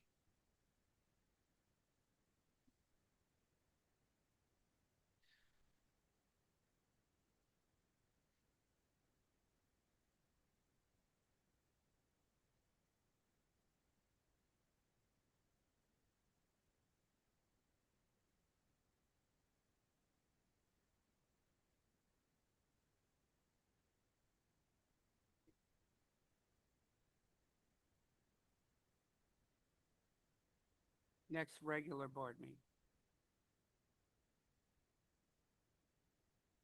Okay, Savion, can you, thanks for your patience. Savion, the way that you phrase the table, item 10.8 for further discussion, can you also add a time component so that it reads more like, you move to item 10.8 for further discussion until the next regular board meeting? Yeah, I move to table item 10.8 for further discussion until the next regular board meeting. Second, Board Member Muldrow. Right, thanks. Is there any discussion on that? Took us a while to get there. Okay, I was looking on the screen earlier for Student Representative Lee, but I believe she's Yes, fine. dropped off at this point. Okay.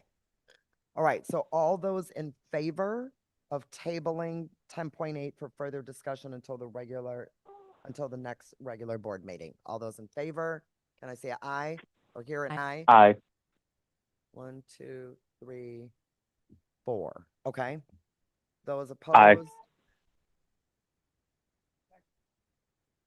Okay. Opposed? All right, those opposed? Okay, that's 1, 2, 3. Okay. So that one carries. Right, 4-3. Correct. Okay, Yeah. Yes. Okay. So it passes to table the discussion until the next regular board meeting. Then going back to the main motion, we can then table. So we're good on the main motion. We can move on. Okay, thanks, y'all. 10.9 is the next item that we wanted separated. correct. All right, let me read that motion.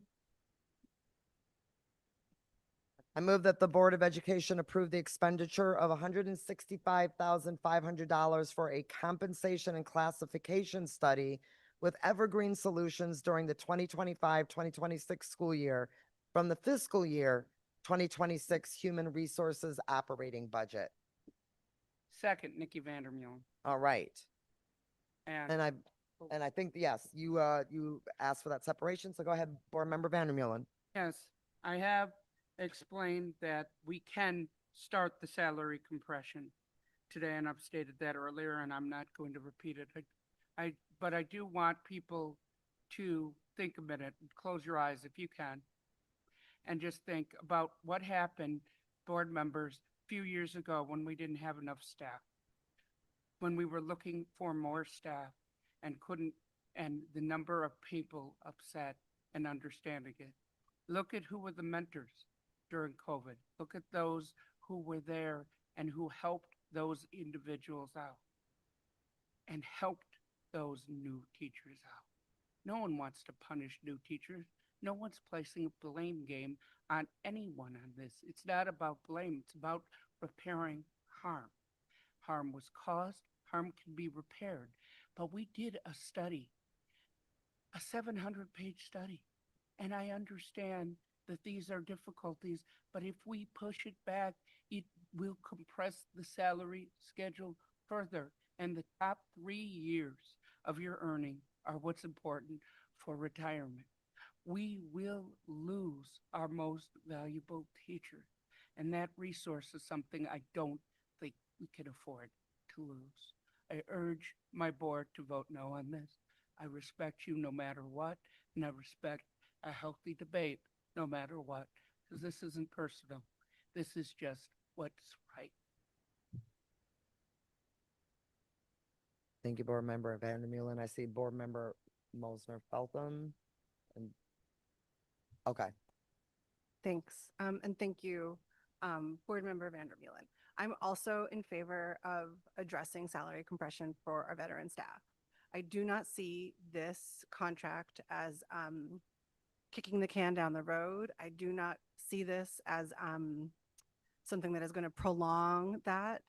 And that's for a couple of reasons. One is where we're at in the budget cycle. Whether or not we did this in-house or in-house after careful study, the fix is the 26-27 school year, just based on where we're at in our budget. So for that reason, I'm not concerned as you are about extending this. I think the timeline is the same whether we do it in-house or not. The other thing that I want to say is about some of the issues that came out when we did it in-house. Before I was a board member, this body addressed depressed wages for hourly workers. But we didn't get everybody, so we had to come back. Last year or 2 years ago, when we addressed salary compression in student services, there were wiggly job titles. That meant that people who do student services work, like big time student services work, were left out of that. This contract includes, and the part that I'm the most excited about in this proposal or proposed contract is the look at those classifications. Because we had job titles that were not clearly defined, because we had roles that were not clearly defined, when we make choices about addressing serious issues of salary compression without the full picture, we make mistakes and we leave people out. And then I also want to talk about the study that we did. The study that we did, if we're talking about the same thing, is 700 pages with the appendix. This was, okay. That appendix includes like the handbook language or the salary schedule language and the handbooks of several other school districts at many, many pages. If I recall correctly, that study was done in the context of whether or not we should meet COLA in an effort to get us not to meet COLA. So the context around that other study is totally different. And no offense to the undergrad who did it, the person who truly, the organization that did it is an organization that gives, what was that?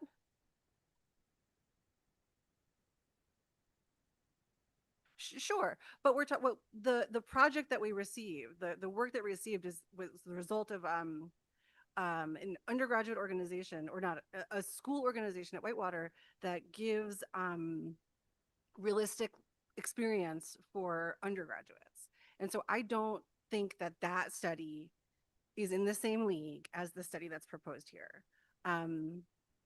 I support competitive wages. I support addressing salary compression for our veteran staff. Like, you gotta know I do. I do not think that doing it in-house is realistic. I do not think that we're wasting time, and I am looking forward to voting yes on this and fixing salary compression for veteran staff in 26, 27. Thank you. All right, Board Member Saravo and then Vice President Pearson. Thank you, President Nichols. I want to first off say thank you to MTI for opening the door and swinging it wide open for everybody.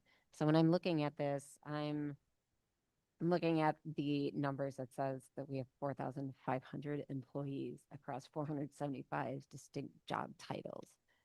There's a lot of people and a lot of work behind that. And the part that sticks out to me the most in here, what the project will include, besides getting people to where they should be because of the amount of changes that this district has had over a long, there's been a lot of changes. And there's been these little band-aids, I think, that have been done and little short fixes. The part that sticks out to me is the compensation philosophy development, where it says it establishes a district-wide compensation philosophy that will guide future pay decisions and provide a framework for sustainable, market-aligned compensation practices. That's the part that speaks the loudest to me, because it's talking about every employee that we have, maintaining good employee relationships and keeping up with what they need, and making compensation one of the things that we care the most about, as those are the teachers and all staff are on the ground every single day feeling it. And I know that they have wonderfully been showing up here for a very long time, making sure that we are paying attention to this and that we are going to get this work done. I'm all about getting that work done, but also making it last, and making it last for the future of this district. So I just wanted to highlight that, and that's why I'm going to be voting. That's why I'm voting in favor of this, is for that big picture and for it to be something that is sustainable and long lasting. All right, Vice President Pearson, then Board Member Castro, and then I might have something to add. Oh, and then Board Muldrow. Yeah, thank you.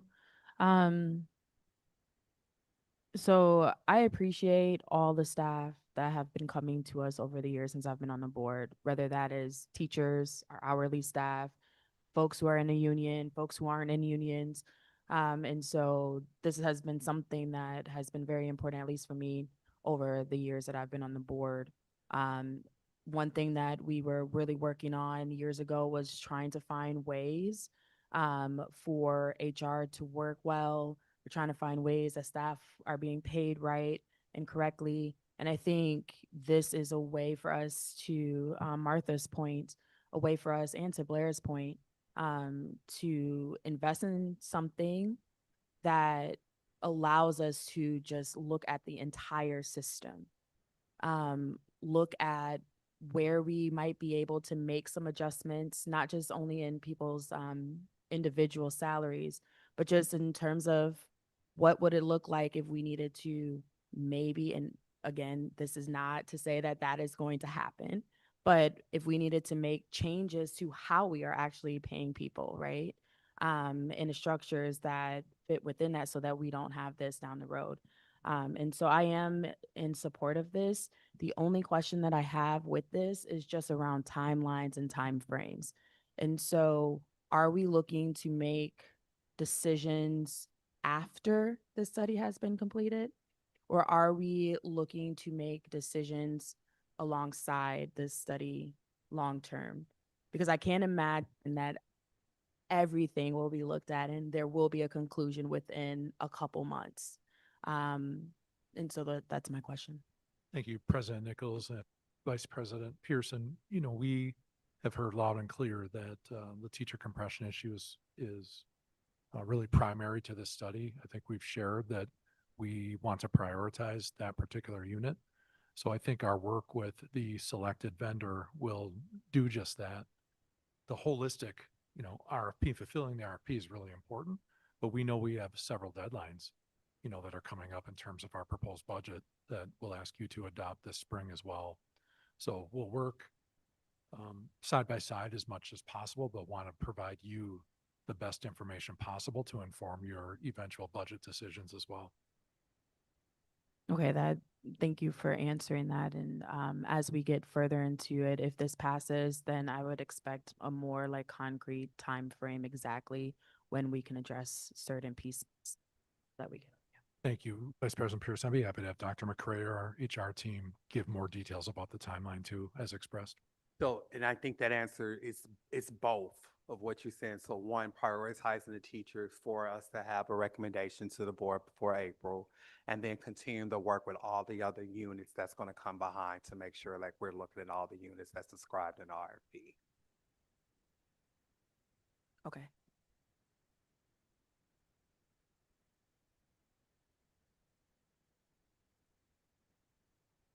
Right. We will go to Board Member Castro and then Board Member Muldrow. Thank you. Yeah, I am in full support of addressing the salary compression in the district and paying our veteran teachers what they're owed.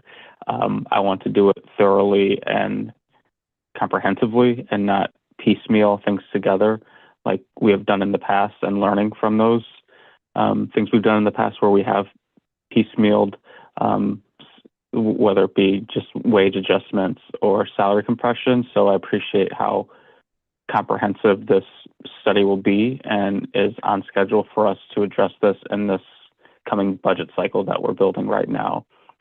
So I am in favor of this item. Thank you.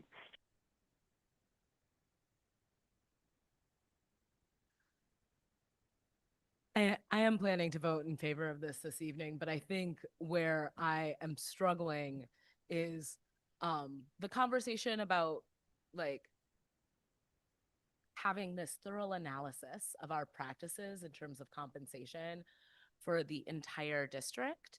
And I think there's some really good things that can come out of that. I think we have had conversations about how we offer some of the most competitive wages to hourly workers in our immediate community, but also across the state. And I don't think there's anything wrong with reaffirming that. I think where there is tension is in the idea that in doing this, we may further delay our ability to address salary compression, which impacts a lot of people, but it does not impact the vast majority of the folks who are working for our district at this point, in terms of how many people in our district have been here for 15 years or more, or how many people are really impacted by the salary steps specific to their role and position. And so what does it look like to do this examination in relationship to our administrators or our principals to have this really extensive and thorough process that allows for us to be really transparent and not just like do this, but get it right. And so I think where that is conflicting for me in terms of how we're having the conversation is my understanding is that we're doing this work in partnership with our administration. And what I heard from our administration at our last operating work group, and please correct me if I'm wrong, was that there was a sense of how much it would cost to address salary compression. And that was something that we were factoring into our planning in relationship to our 2026-2027 budget. Bob, do you mind letting know if that is something that has been factored in to our next budget? Thank you, President Nichols, Board Member Muldrow. As Bob comes up here again, we have just started our projections for the FY27 budget.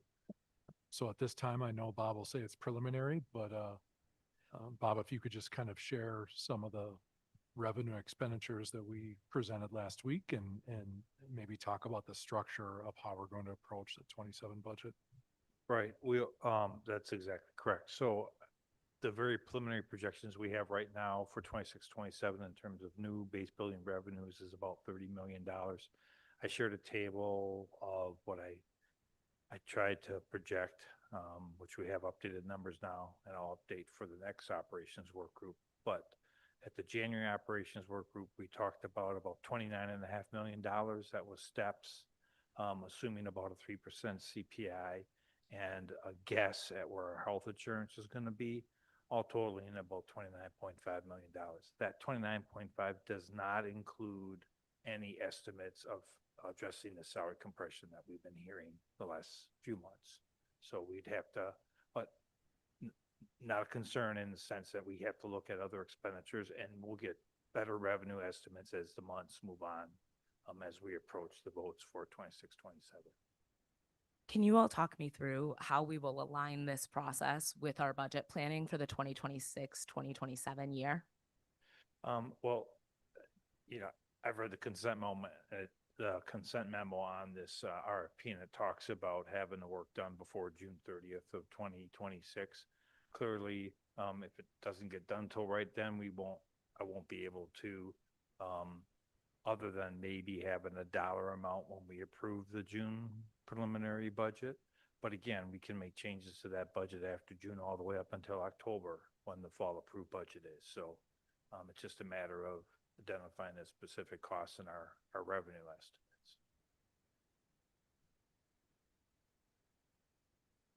I think that this is a really complex conversation in terms of how we earmark resources to make this correction going into next year. And I hope we have that conversation from a budgeting standpoint. And I think accurate information will help us to have that conversation. And it's part of the reason I'm voting in favor of the study this evening. Thank you. Sure.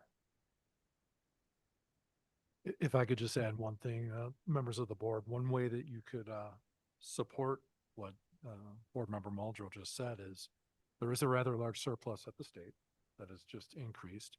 And there is language around special education appropriation that we are to receive 42% reimbursement from the state, but that is a certain amount, meaning that they've allocated money, but if districts exceed that amount, then there's still going to be a gap to that 42%. The difference in 42 and 38% for MMSD, is we're talking $3 to $6 million. So continued advocacy around just that one example will also help us. Thank you.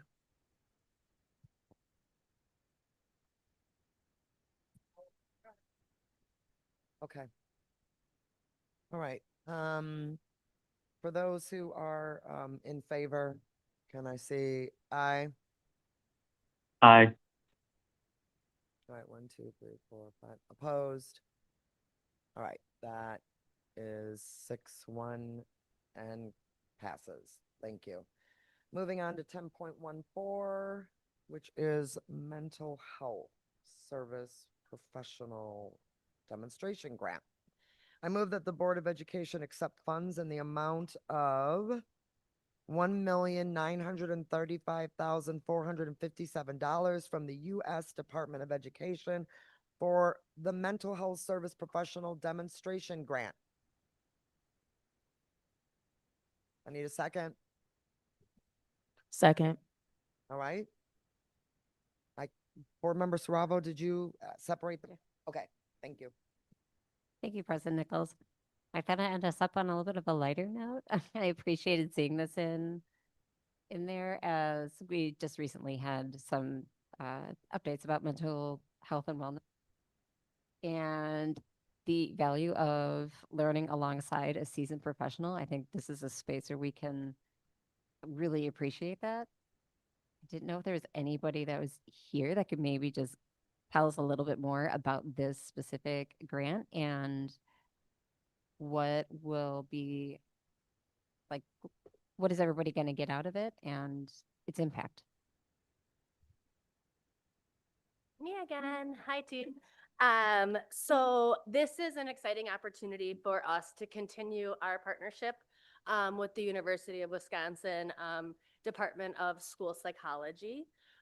This is somewhat a continuation of work that we have been doing over the last 2-3 years. And so within this grant, we are really focused on the collaborative training of our new school psychologists. School psychologists, given the market demand, in their third year are operating on a provisional license and finishing their internship. So what we're able to do with this program is to build an incredibly supportive experience that starts when they are in their practicum experiences, building into their overall internship year. Included in that grant is funding for a school psychology supervisor. So when a student intern is completing their program, there's a required number of supervision hours. And so that person would be on board. It also allows us opportunities for coordination across our veteran staff and our school staff and our school staff and our partner staff as well. And then it also allows for some scholarship for the university students who are engaged in the program. So a really exciting opportunity. I think the thing that I appreciate the most about this collaboration is the school psychologists that we are getting that they're interning here, practicing here. They want to intern here. They want to be here. And we are building them up in a way before they even step official foot in our door or collect a paycheck to really understand our approach to school psychology in Madison and the greater community. So yeah, lots of opportunity. And I will tell you that the major psych vacancies and gap that we were experiencing is narrowing considerably. And I really, when I think about a retention, this is a recruitment strategy, but in many respects, it's a very early retention strategy as well, because people are coming in feeling more confident and prepared, and they're training alongside our seasoned professionals when they're in their program.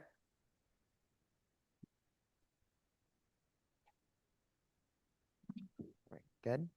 All right. All right.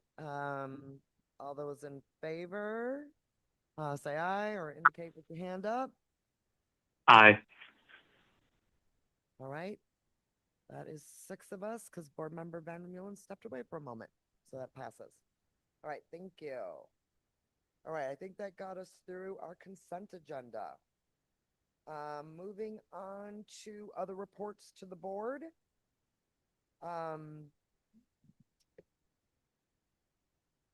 I'll start with City County Schools Collaborative Committee. What we have posted in board docs is that there was not a meeting this month and the committee is still in process of being dissolved. Jesse, any other updates from the city? Okay. Moving on to Student Senate. Board Representative Claire Lee sent in an update via email because she was having some difficulty logging in. She said the Student Wellness Committee has finalized their script for the safety video. The mental health fair will likely be held at one high school and one middle school. Tentatively, they're looking at West and Badger Rock. The students are reaching out to community partners such as NAMI and Dane County Public Health, as well as some school clubs relating to healthcare. And also that the Education Equity Committee is working on creating a panel for next year's students on AP information. And their next meeting will be on February 4th. All right. Wish the Claire could have said that herself, but having some internet issues. All right, Madison School and Community Recreation Committee. That's me. Thank you, Madam President. Summer registration. Well, big news. MSCR is making a change to summer program registration in 2026 and is separating registration into 2 dates to better serve the community. Registration for youth summer camps will begin on Monday, February 23rd, allowing earlier camp planning for families like my family. The summer camp guide will be available online only on February 13th. All other summer programs open for registration on April 6th. In order to bring all of these wonderful summer programs to life, MSCR hires hundreds of staff of all ages, not just young people, but they do have roles for people as young as 14. Summer job postings will be live on February 6th. Winter programs now are in full swing around the city with basketball filling gyms around the city. Middle school girls basketball wrapped up their season in January, and middle school boys basketball starts play tonight. 20 teams are competing in the MSCR Metro High School League, and 112 adult basketball teams are playing this winter in MS.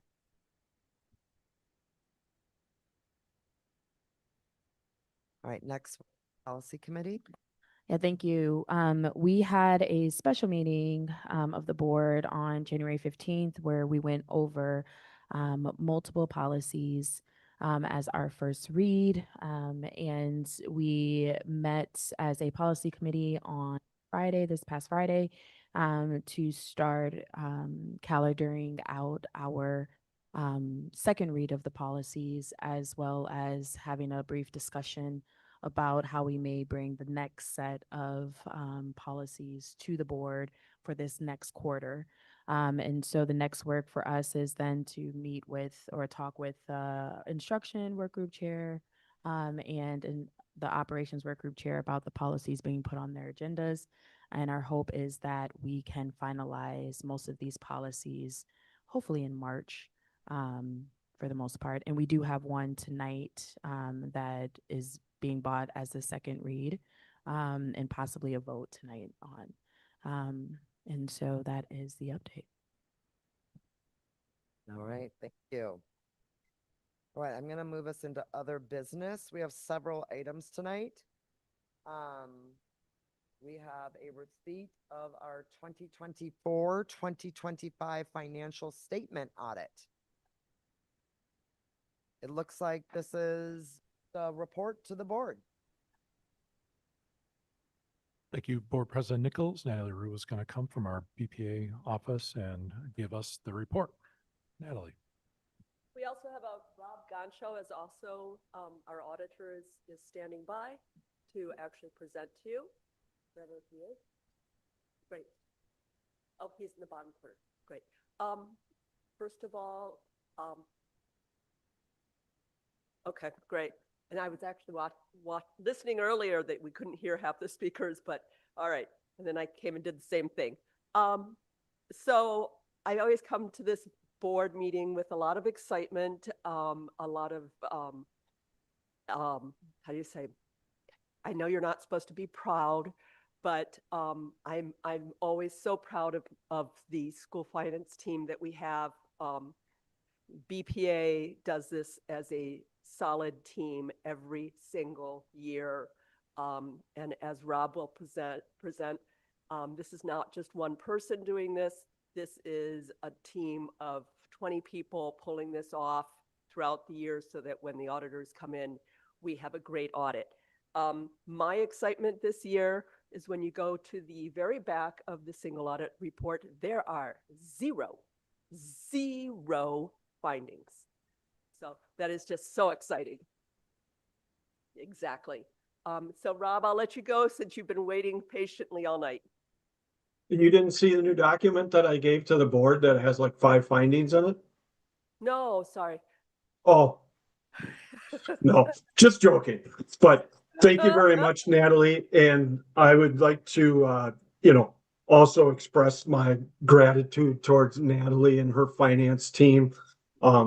There's a lot of work that we require of them prior to even getting on site. And, we're an inconvenience to them because they've got their regular day jobs to do as well as dealing with us as the auditors. But they always do a super job making sure that any inquiries that we have or any additional information that we request is provided in a timely manner. So I don't know if do you all have a hard copy of the presentation or is it on a screen someplace for you? I can share it on the screen. That would be wonderful.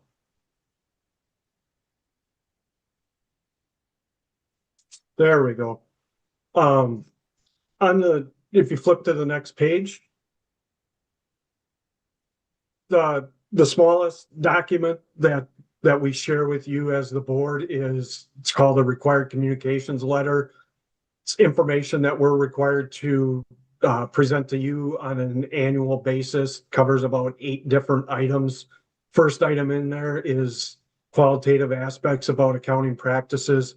In that area, we typically discuss if there were any new standards that were adopted, if there was any information included in the financial statements that was particularly sensitive as estimates, typically around your other post-employment benefit plan, your Wisconsin retirement system, items of that nature. You notice this year there was a new standard implemented around compensated absences, required Natalie and her team to not only estimate the amount that they believe employees were going to get paid out upon retirement, but they also needed to take into account the amount of hours that employees may use while they're still there during employment. So the liability actually included 2 pieces this year. The next item, we didn't encounter any difficulties in performing the audit. We had no corrected or uncorrected misstatements. This is one of the only districts that we work with that I can make that comment. And for such a large district, you should be proud that there are no misstatements that are found during the audit process. We had no disagreements with management of the district. Management provides us with a representation letter, basically saying that they provided us with all the information that we requested. Financial statements are their responsibility. If there's any errors in the financial statements, it's their fault, not our fault. Then we also identify that, to our knowledge, management did not consult with other auditors. And if there were other audit issues or other matters such as internal control weaknesses or financial statement findings, they would also be included in this letter. And as Natalie had alluded to at the beginning, and I'm reiterating, we didn't have any items of that nature. So if you can flip to the next page for me, I'd appreciate it. We also issue reports related to internal control over compliance and financial statement preparation itself. Overall, the district has positive control environment, and that reflects the tone at the top from your management, as well as the emphasis that is placed on internal controls by the school board itself. As the second point there says, your management continues to place high importance on the internal controls, such as segregation of duties, making sure that associates are cross-trained so that if somebody is gone, somebody else can pick up their work and continue the process. And then management oversight, reviewing the work that's being done, making sure that there are no significant errors, items of that nature that are contained in the numbers that you're getting on a routine basis from the financial office. Again, communicating that there were no significant deficiencies or material weaknesses reported in relationship to the financial statements. Typical items that we would have in there for a lot of our school districts would be related around segregation of duties. A lot of districts do not have qualified staff in order to prepare their own financial statements. Natalie and her team do a great job. They give us a set of financial statements and we have very few corrections or comments on them when we get to reviewing them. And as Natalie previously identified, and I bolded for, we identified no federal or state compliance matters this year. So that's always good. Next page, please. Independent auditors report. That's what you're looking for us to provide you on the financial statements. We take a look at the financial information of the district and we make a determination as to whether or not the financial statements that are presented to you that management prepares, that they are materially correct in all respects. Because the district is such a large district, material for your district is significantly higher than other districts. Our audit is geared around that materiality number. So what we do say, and the reason that we say in all material respects, is there may be immaterial items that aren't caught during the audit, but they would not change the opinion of the users of those financial statements when they read them or change their opinion on the overall financial health of the district itself. We did issue an unmodified opinion on your financial statements. Basically, that equates to a clean opinion. Our responsibility, as I mentioned, is to express the opinion on the financial statements, and the financial statements are the responsibility of the district management. So Bob and Natalie and their team are ultimately responsible for the information that is put in those financial statements. Next page, please. The other item that we typically touch on every year is the general fund balance. And if you were to crack open the financial statements, I have a page reference there for you where these numbers come from. The district basically has 4 different buckets of fund balance. You have your non-spendable fund balance, such as your inventories and your prepaid expenses. These are items that are not easily convertible into cash and readily available to be spent. The restricted fund balance is fund balance that is restricted for use by grantors, creditors, contributors, laws and regulations. This year, that balance is approximately $243,000. So it's the largest portion of your fund balance. Assigned fund balance, that's fund balance that the district has plans or intentions to be spent on it. Bless you. Doesn't mean that that assignment can't be changed in the future. It just means that at this point in time that the board is intending to use those dollars for those specific purposes. And then the unassigned fund balance is basically your leftover, what you can tap into should you have unforeseen expenditures that come about during the year, or there's an unfunded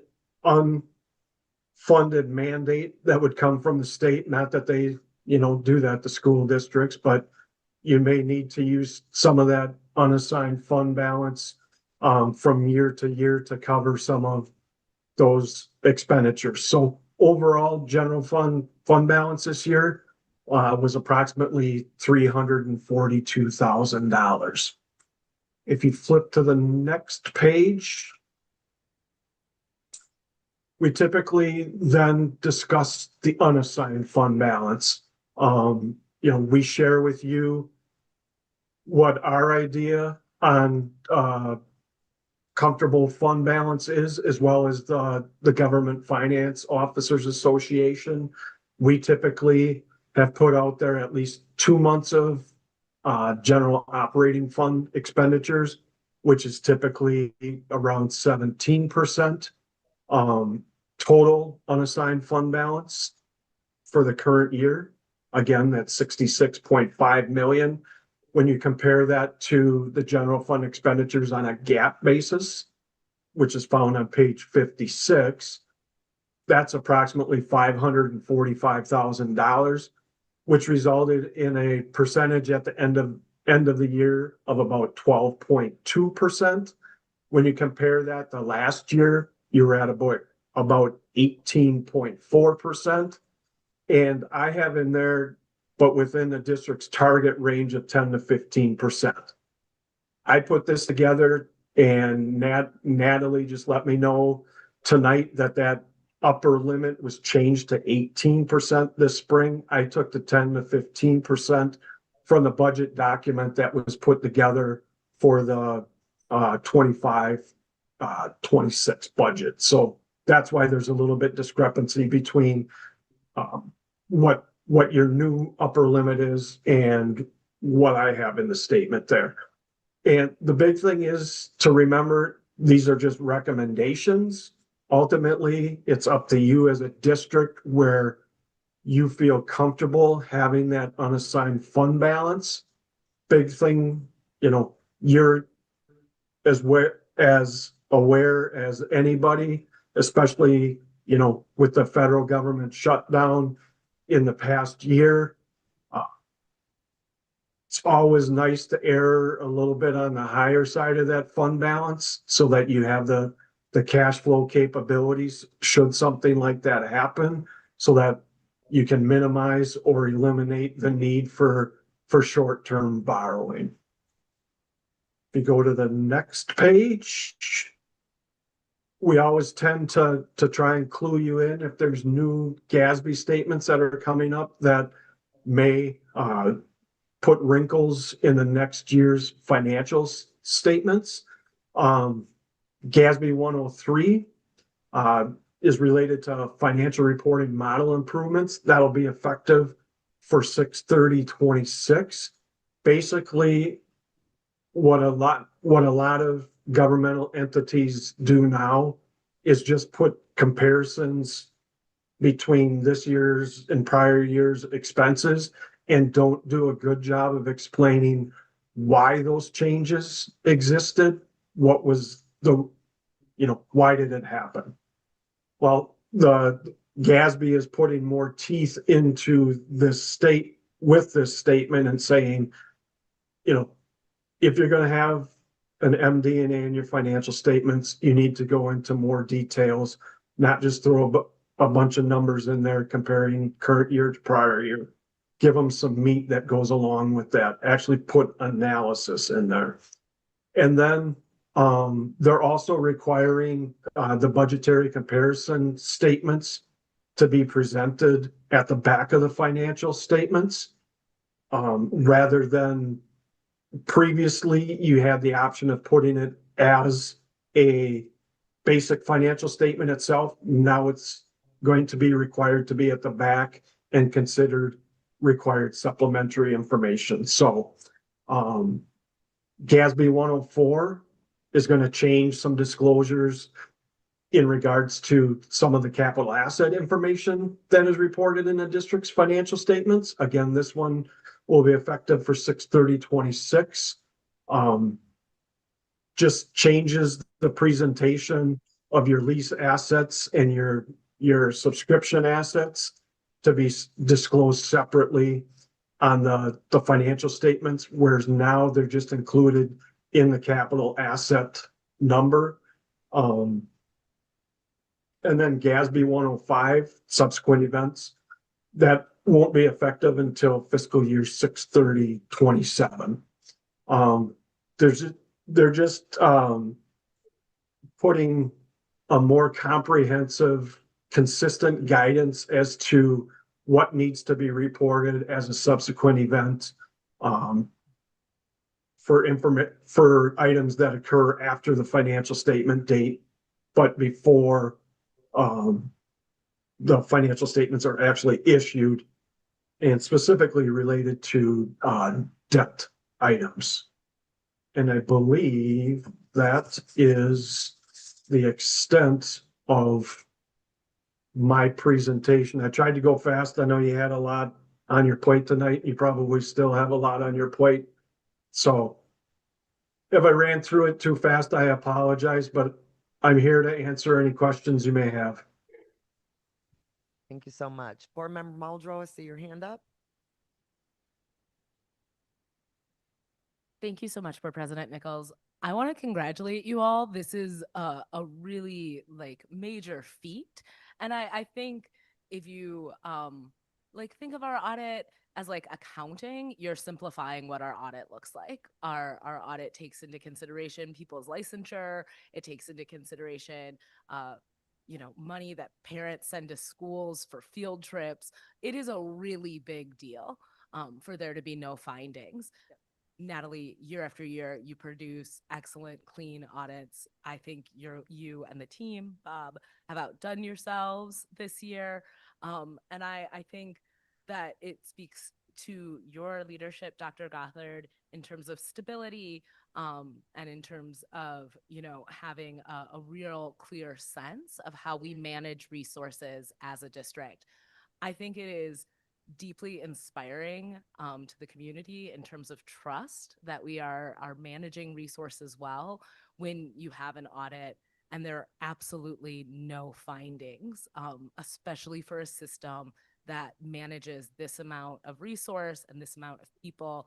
And I want to thank you all so much for your work. It is really exciting to see what you all have accomplished.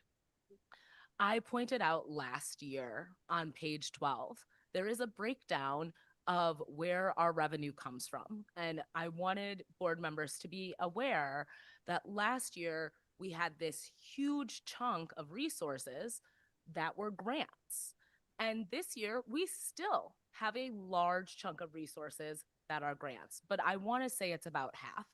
Natalie, Bob, do you want to give me the exact difference between this year and last year? Ooh, I would have to look at the difference between this year and last year, but I want to say it's about $43 million of ESSER money. yes. I was going to say, my gut tells me that it was the spend down of ESSER dollars in the previous year. Mm-hmm. And so I knew that there would be a dramatic difference between how grant funded we were last year in comparison to this year. And I also knew that that wasn't going to be a reflection of how hard our team works to secure grants. I think it's a tremendous feat to secure 13% of our revenue as grant funding, again, given the amount of resources that is. But I think it's worthwhile to notice and to thank our community for making up the difference. And so our federal government is not investing in education the way it was previously. And we are relying on local taxpayers and property taxes to make up the difference. And I think that means that our management is that much more important in relationship to resources, because I think it's a big deal for people to see their property taxes go up, and they want to be confident that they're being invested with a great deal of integrity. And that is the document you all have produced this evening. Is there anything either of you would like us to ask you about or want to highlight for our community this evening? Nope, I think we're good. I love how happy you two are. Thank you so much for your work. Thank you to our auditor for your presentation. Awesome. Rob's retiring this year, so this is his last year presenting to us. We have another year with the firm, but this is Rob's last year with us. Thank you for your work, Rob. Thank you.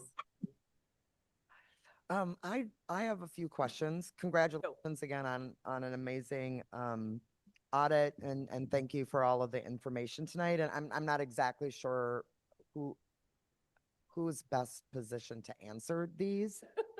Mine are a little bit more on the procedural. Not that I'm an accountant, and nor will I be seeking that certification, but in last year's audit, although it was a positive findings, there was one issue related to special education transportation, right? Where there had been a finding around not being compliant. Now, in this year's audit, that doesn't appear. My question is more from a procedural, when there's been a finding in a previous, I don't know if finding is the right word, when something has been noted in the previous year and it's been rectified and cleared up, and the accounting firm comes in the current year and they're checking for it, and there's like, oh, that's been resolved. Does that become like an item that they will continue to look for a couple of more years, just to make sure that all things are sustained, or how does that generally work? So it actually gets tricky. Okay. It actually gets tricky because the auditors are auditing at fiscal year end June 30th.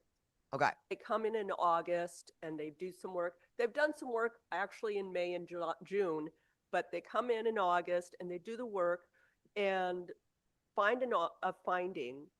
And by the time you get reported to it, we're now 6 months into it that year.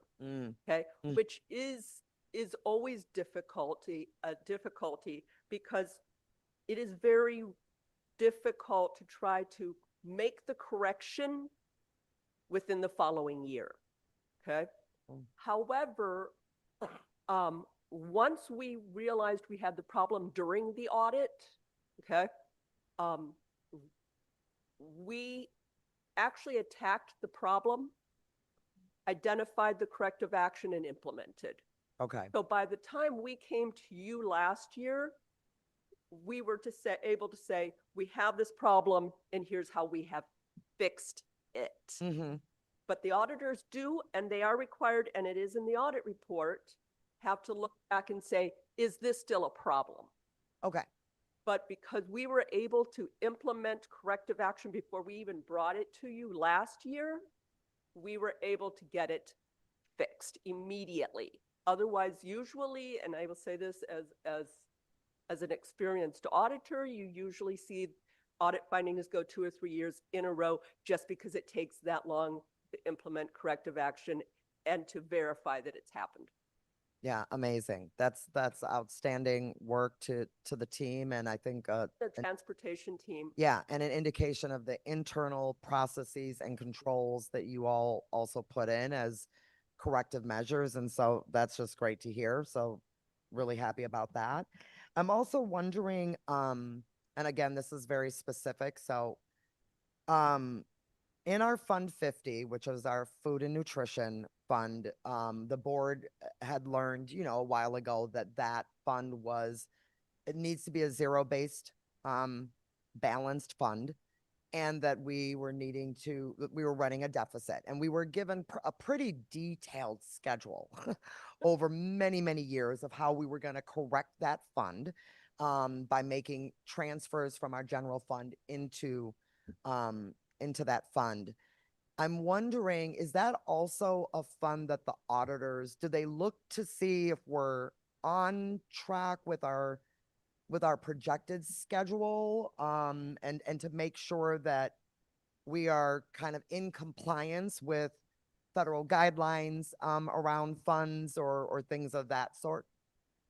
Department of Public Instruction requires Okay, that fund to have a zero fund balance or a positive fund balance.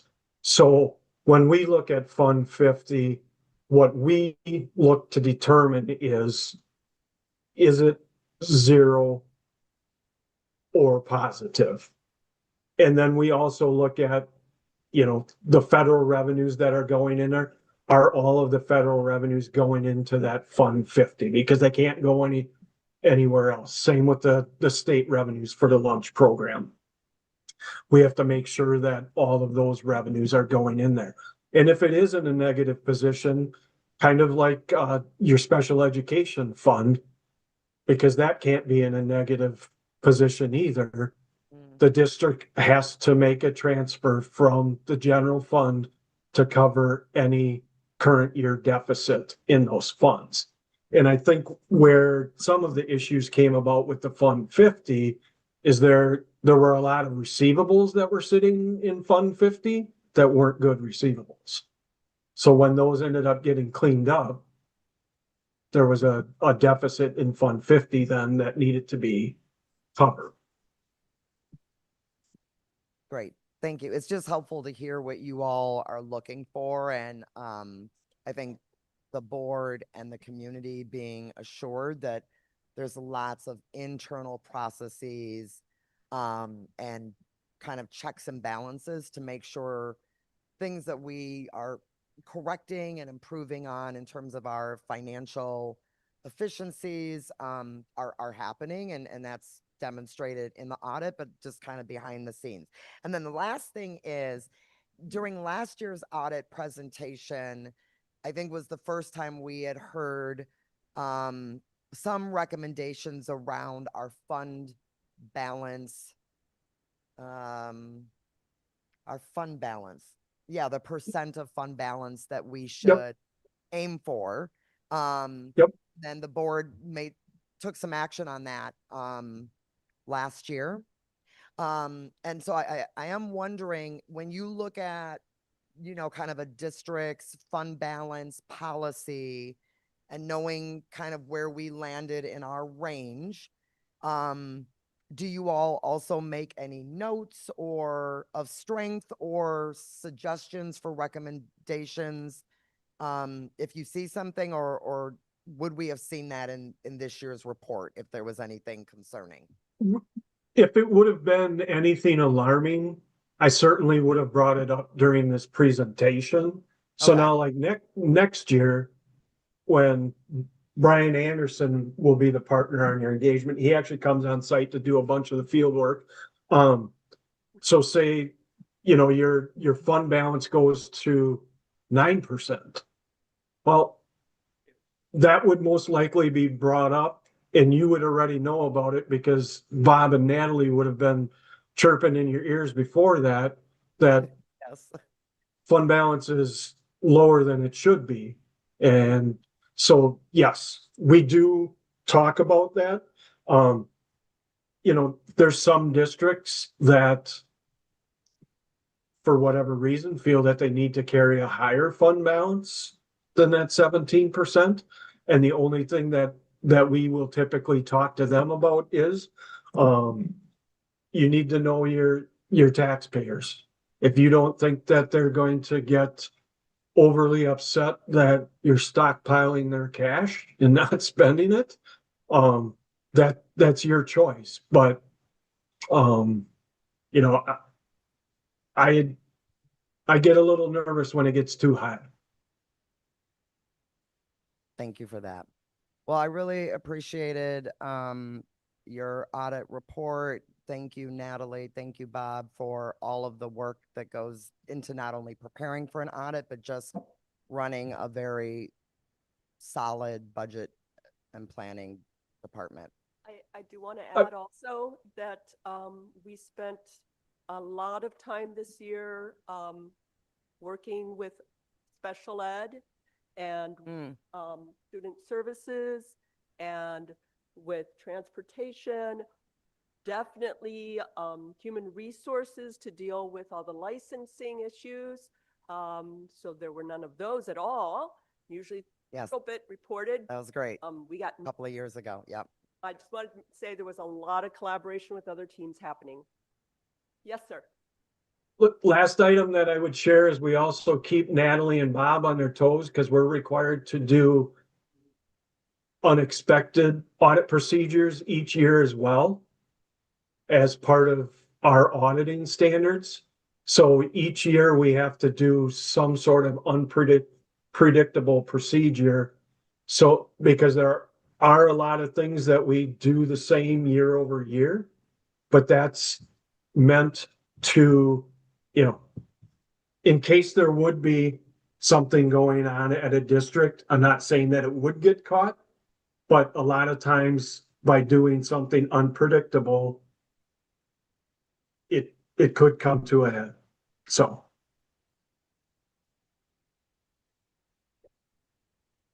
All right. Well, thanks for keeping them on their toes. Thank you very much for your time. All right. Thank you.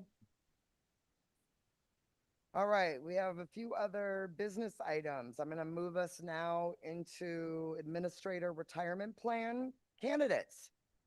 I move that the Board of Education, pursuant to the terms of the administrator's retirement plan, which seeks to recognize the value of a long-term commitment to the MMSD, approve 3 applications. Second. Thank you, Board Member Castro. Does everybody see the 3 candidates who are listed? And are there any questions or comments before we take a vote? All right, Board Member Vandermeulen thanks them for their service. I thank them for their service. Great. All right, seeing, and I do as well. I know this time of the year when the retirements come in, you always recognize names and you're like, oh. All right, well, with that, all those in favor, aye? Aye. All right, that looks unanimous. Thank you. All right, our next item is regarding annual capacity for open enrollment determination. I move that in regards to open enrollment applications for the 2026-2027 school year, the district declares that no space is available in the LEAP, NEON, SBA, primary steps / next steps, Project Search, Campus Connect, Lakeside, Memorial Neutral Site, West Sale, Student Success Academy, Deaf and Hard of Hearing Center based, Medically Fragile and Special Needs Nursing, Early Learning Sessions, Early Childhood Interent Special Education Services, Madison Promise, and Early College Programs. All other special education and regular education programs, services, and grade levels are not projected to have space limitations. Second. Thank you, Board Member Castro. All right, are there any questions or comments about this item? Yes, Board Member Saravo. A lot of different programs that are included in here. I was hoping to hear specifically from Dr. Mulfenter on her thoughts about these types of programs and the impact that it has on what happens when they get full and things of this nature. So. Board Member, President Nichols, Board Member Saravo, do you mean specific to open enrollment and capacity? Yeah, just the impact that this particular piece is going to have on those programs. What do you mean exactly?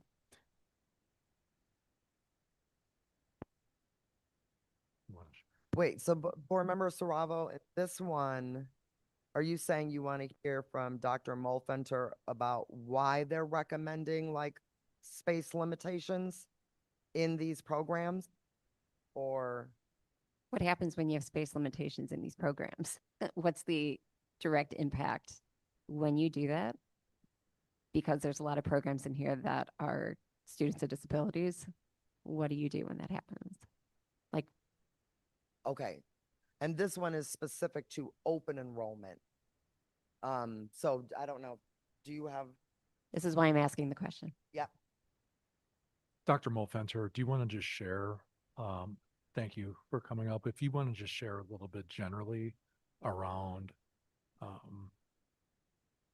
how MMSD many times will receive interest in enrolling in many of our specialized programs and why we shift to declare them closed to open enrollment? Yes. So for all of the programs that are listed in our open enrollment memo as being at capacity, it's because they fill annually with the students who live within our boundaries. And so we're really, when they're at capacity with our own students, and each of these programs serves a vital need for our students with disabilities, then when they're at capacity, we're unable to accept open enrolled students into them. And so between filling with our own students and the student needs that we identify within our own schools, and also for some of these programs, we're simply unable to hire additional staff because they don't exist. So for example, in deaf and hard of hearing, we've had vacancies for a deaf and hard of hearing teacher as well as sign language interpreters for 3 years running that we're unable to fill. We have the positions posted, we have the allocation available, and we're unable to fill those positions. And so that means that our own students, we're struggling to ensure that the services that they need are being provided. So that's why we're unable to open for students from outside the district as much as we would like to be able to do that. I guess in response to that, is this an issue? Obviously, it's an issue that's not just like happening right now. What are we doing in order to address that barrier or that issue? I don't know what you guys want to call it this one. Yeah, Board Member Stravo, first and foremost, we want to primarily serve the students that reside in Madison. That's our commitment. And even within the district, many times for some of our specialized programs, there's a waiting list or there's not capacity. So sometimes we even have to get creative and make sure that there's an interim plan there. I will point out that for the bulk of our students interested in open enrolling, we do accept general and special education students, which is unlike most districts, certainly around us, who, when they are doing this very thing, they will zero out their columns of accepting children with disabilities. I just wanted to make sure that we were kind of like taking an extra look at this because I really appreciate all these extra programs that we do have and acknowledge that there's a lot of students that need a very different environment. And we have a lot of professionals in all these programs that have a unique way of getting a student connected or reconnected to the education in a very creative and a really productive way. So this just really caught my attention. So thank you very much. All right. Seeing no further questions or comments, all those in favor, aye. Got 1, 2, Aye. 5, 6. All right. Those opposed? All right. And that still passes 6-1. Thank you. All right. Our next business item is notice of disallowance. I move that the Board of Education disallow a claim on behalf of the Madison Metropolitan School District under Wisconsin State Statute 893.80, alleging moving expenses and other damages of an MMSD substitute teacher. Second. All right. I'm going to go ahead and just call that. All those in favor, aye. Aye. All right, I see 6 of us. Those opposed? All right, thank you. Oh, it was 7 in favor? Oh, okay, that was unanimous. Thank you. All right, our next business item is related to policy, and it's a policy that we just discussed earlier this month on transfer to another school within MMSD. All right, I move that the Board of Education approve policy 4023, transfer to another school within the MMSD in accordance with the documents prepared for the January 26, 2026 regular meeting. The policy will be revised effective immediately. Second, Maya. All right, so we have a redlined version. And we discussed this at our policy meeting on the 15th. And basically, this policy would allow students who have used internal transfer to stay with their the feeder pattern of the school that they have been enrolled at, and not to have to reapply once they get into the next level. And so we kind of discussed this at that first reading. I see Board Member Muldrow's hand. I apologize. Members- I don't want any amount of extensive questions about policies that came out of that meeting. I was not able to attend due to my health. But my understanding is our policy on policies dictates that we would have to review this twice before bringing it to the regular board meeting. Have we waived that in order to vote on this policy this evening? So this would be considered the second read. And so essentially, because the way that the motion was stated, it would be effective immediately. So it would automatically waive. Okay, my understanding in the past has been that the regular board meeting does not count as the second read, but now I'm assuming that's kind of our process moving forward in general. So a regular board meeting can possibly be a second read. We generally don't want it to be the second read just because we want to give as much time to reviewing a policy and one of the reads. I think with this specific one, there were minor changes. And I think there's some time sensitive things that Dr. TJ McRae can talk about. So the second read, the policy does not state where the meeting has. As a board, you decided not to have that second read or reads at the board in general. So that's one of the reasons why we don't particularly bring policies for your second or your first read to this session, but more so just to vote on. The second is because this policy will go in effect immediately because February 2nd, the internal transfer begins to open. And so we want the policy in place to support that for the next school years. This policy would go into place. So that's why we brought it here. I appreciate that. And I'm very much in favor of a more efficient relationship to policy in a general sense. And so I think my preference is that our process is consistent and not based on preference or not specific to the timeline of a specific policy, but we have a standardized approach that is consistent. However, I think it's tremendously helpful to know that we can consider the regular board meeting in which we vote as the second read. I think that allows for a great deal of efficiency. And had I known that, I would not have waived the policy several times because we would have had an original conversation in a work group and we would have just counted this conversation towards that second conversation. So I love a new interpretation. And it's nice to learn a little bit more about what our options are. I will be voting in favor. Thank you, Board Member Muldrow. Board Member Saravo? Thank you, President Nichols. I just want to say I'll also be voting in favor of this. I know some families and students who've been affected by the need to constantly have to apply when trying to stay within the peer group that the student is part of, for all the reasons that is helpful with it, because you want that environment for the student if that is what they are finding out that is working. And to have this follow the feeder pattern so that the family no longer has to constantly do that and just worry about what's going to happen next year, I think is great. And I think it's, there's also options in here for them to also make other choices. But to have that consistency is really important.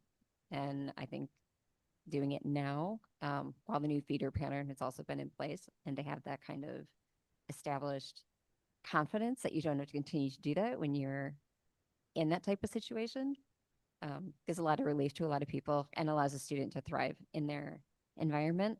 My only thing I wanted to ask about is if because transportation is listed towards the very end and is not part of this, is there anything that'll be needing to be reconsidered in regards to that? Are you asking if we need to adjust transportation based off of new policy? Or are you asking if there is language that we need to add later to adjust, can we? Because the very end states that transportation is in a separate policy, but is obviously still part of getting access to the feeder pattern for the student, whether it's included with any of the specific reasons that a student would need access to either regular transportation or specialized transportation. I didn't know if the policy committee was going to be taking a look at that to see if anything in there needed any attention with this already in place. That doesn't have anything to do with this one, just wondering if that's going to be one of the next going forward. So you're asking just if we need to update the transportation policy because of this change? I'm just trying to, I'm clear. Yes, like, do you guys know if you need to revisit that next with this change? I don't think we have to, but okay, TJ says no, that we do not have to.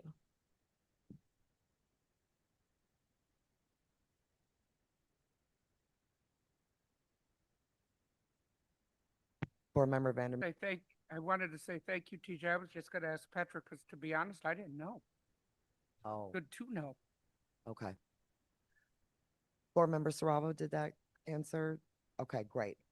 I also just wanted to say quickly that, you know, for those who may not be in board docs and are looking at our board meeting, I think the changes for this policy are really positive and responsive.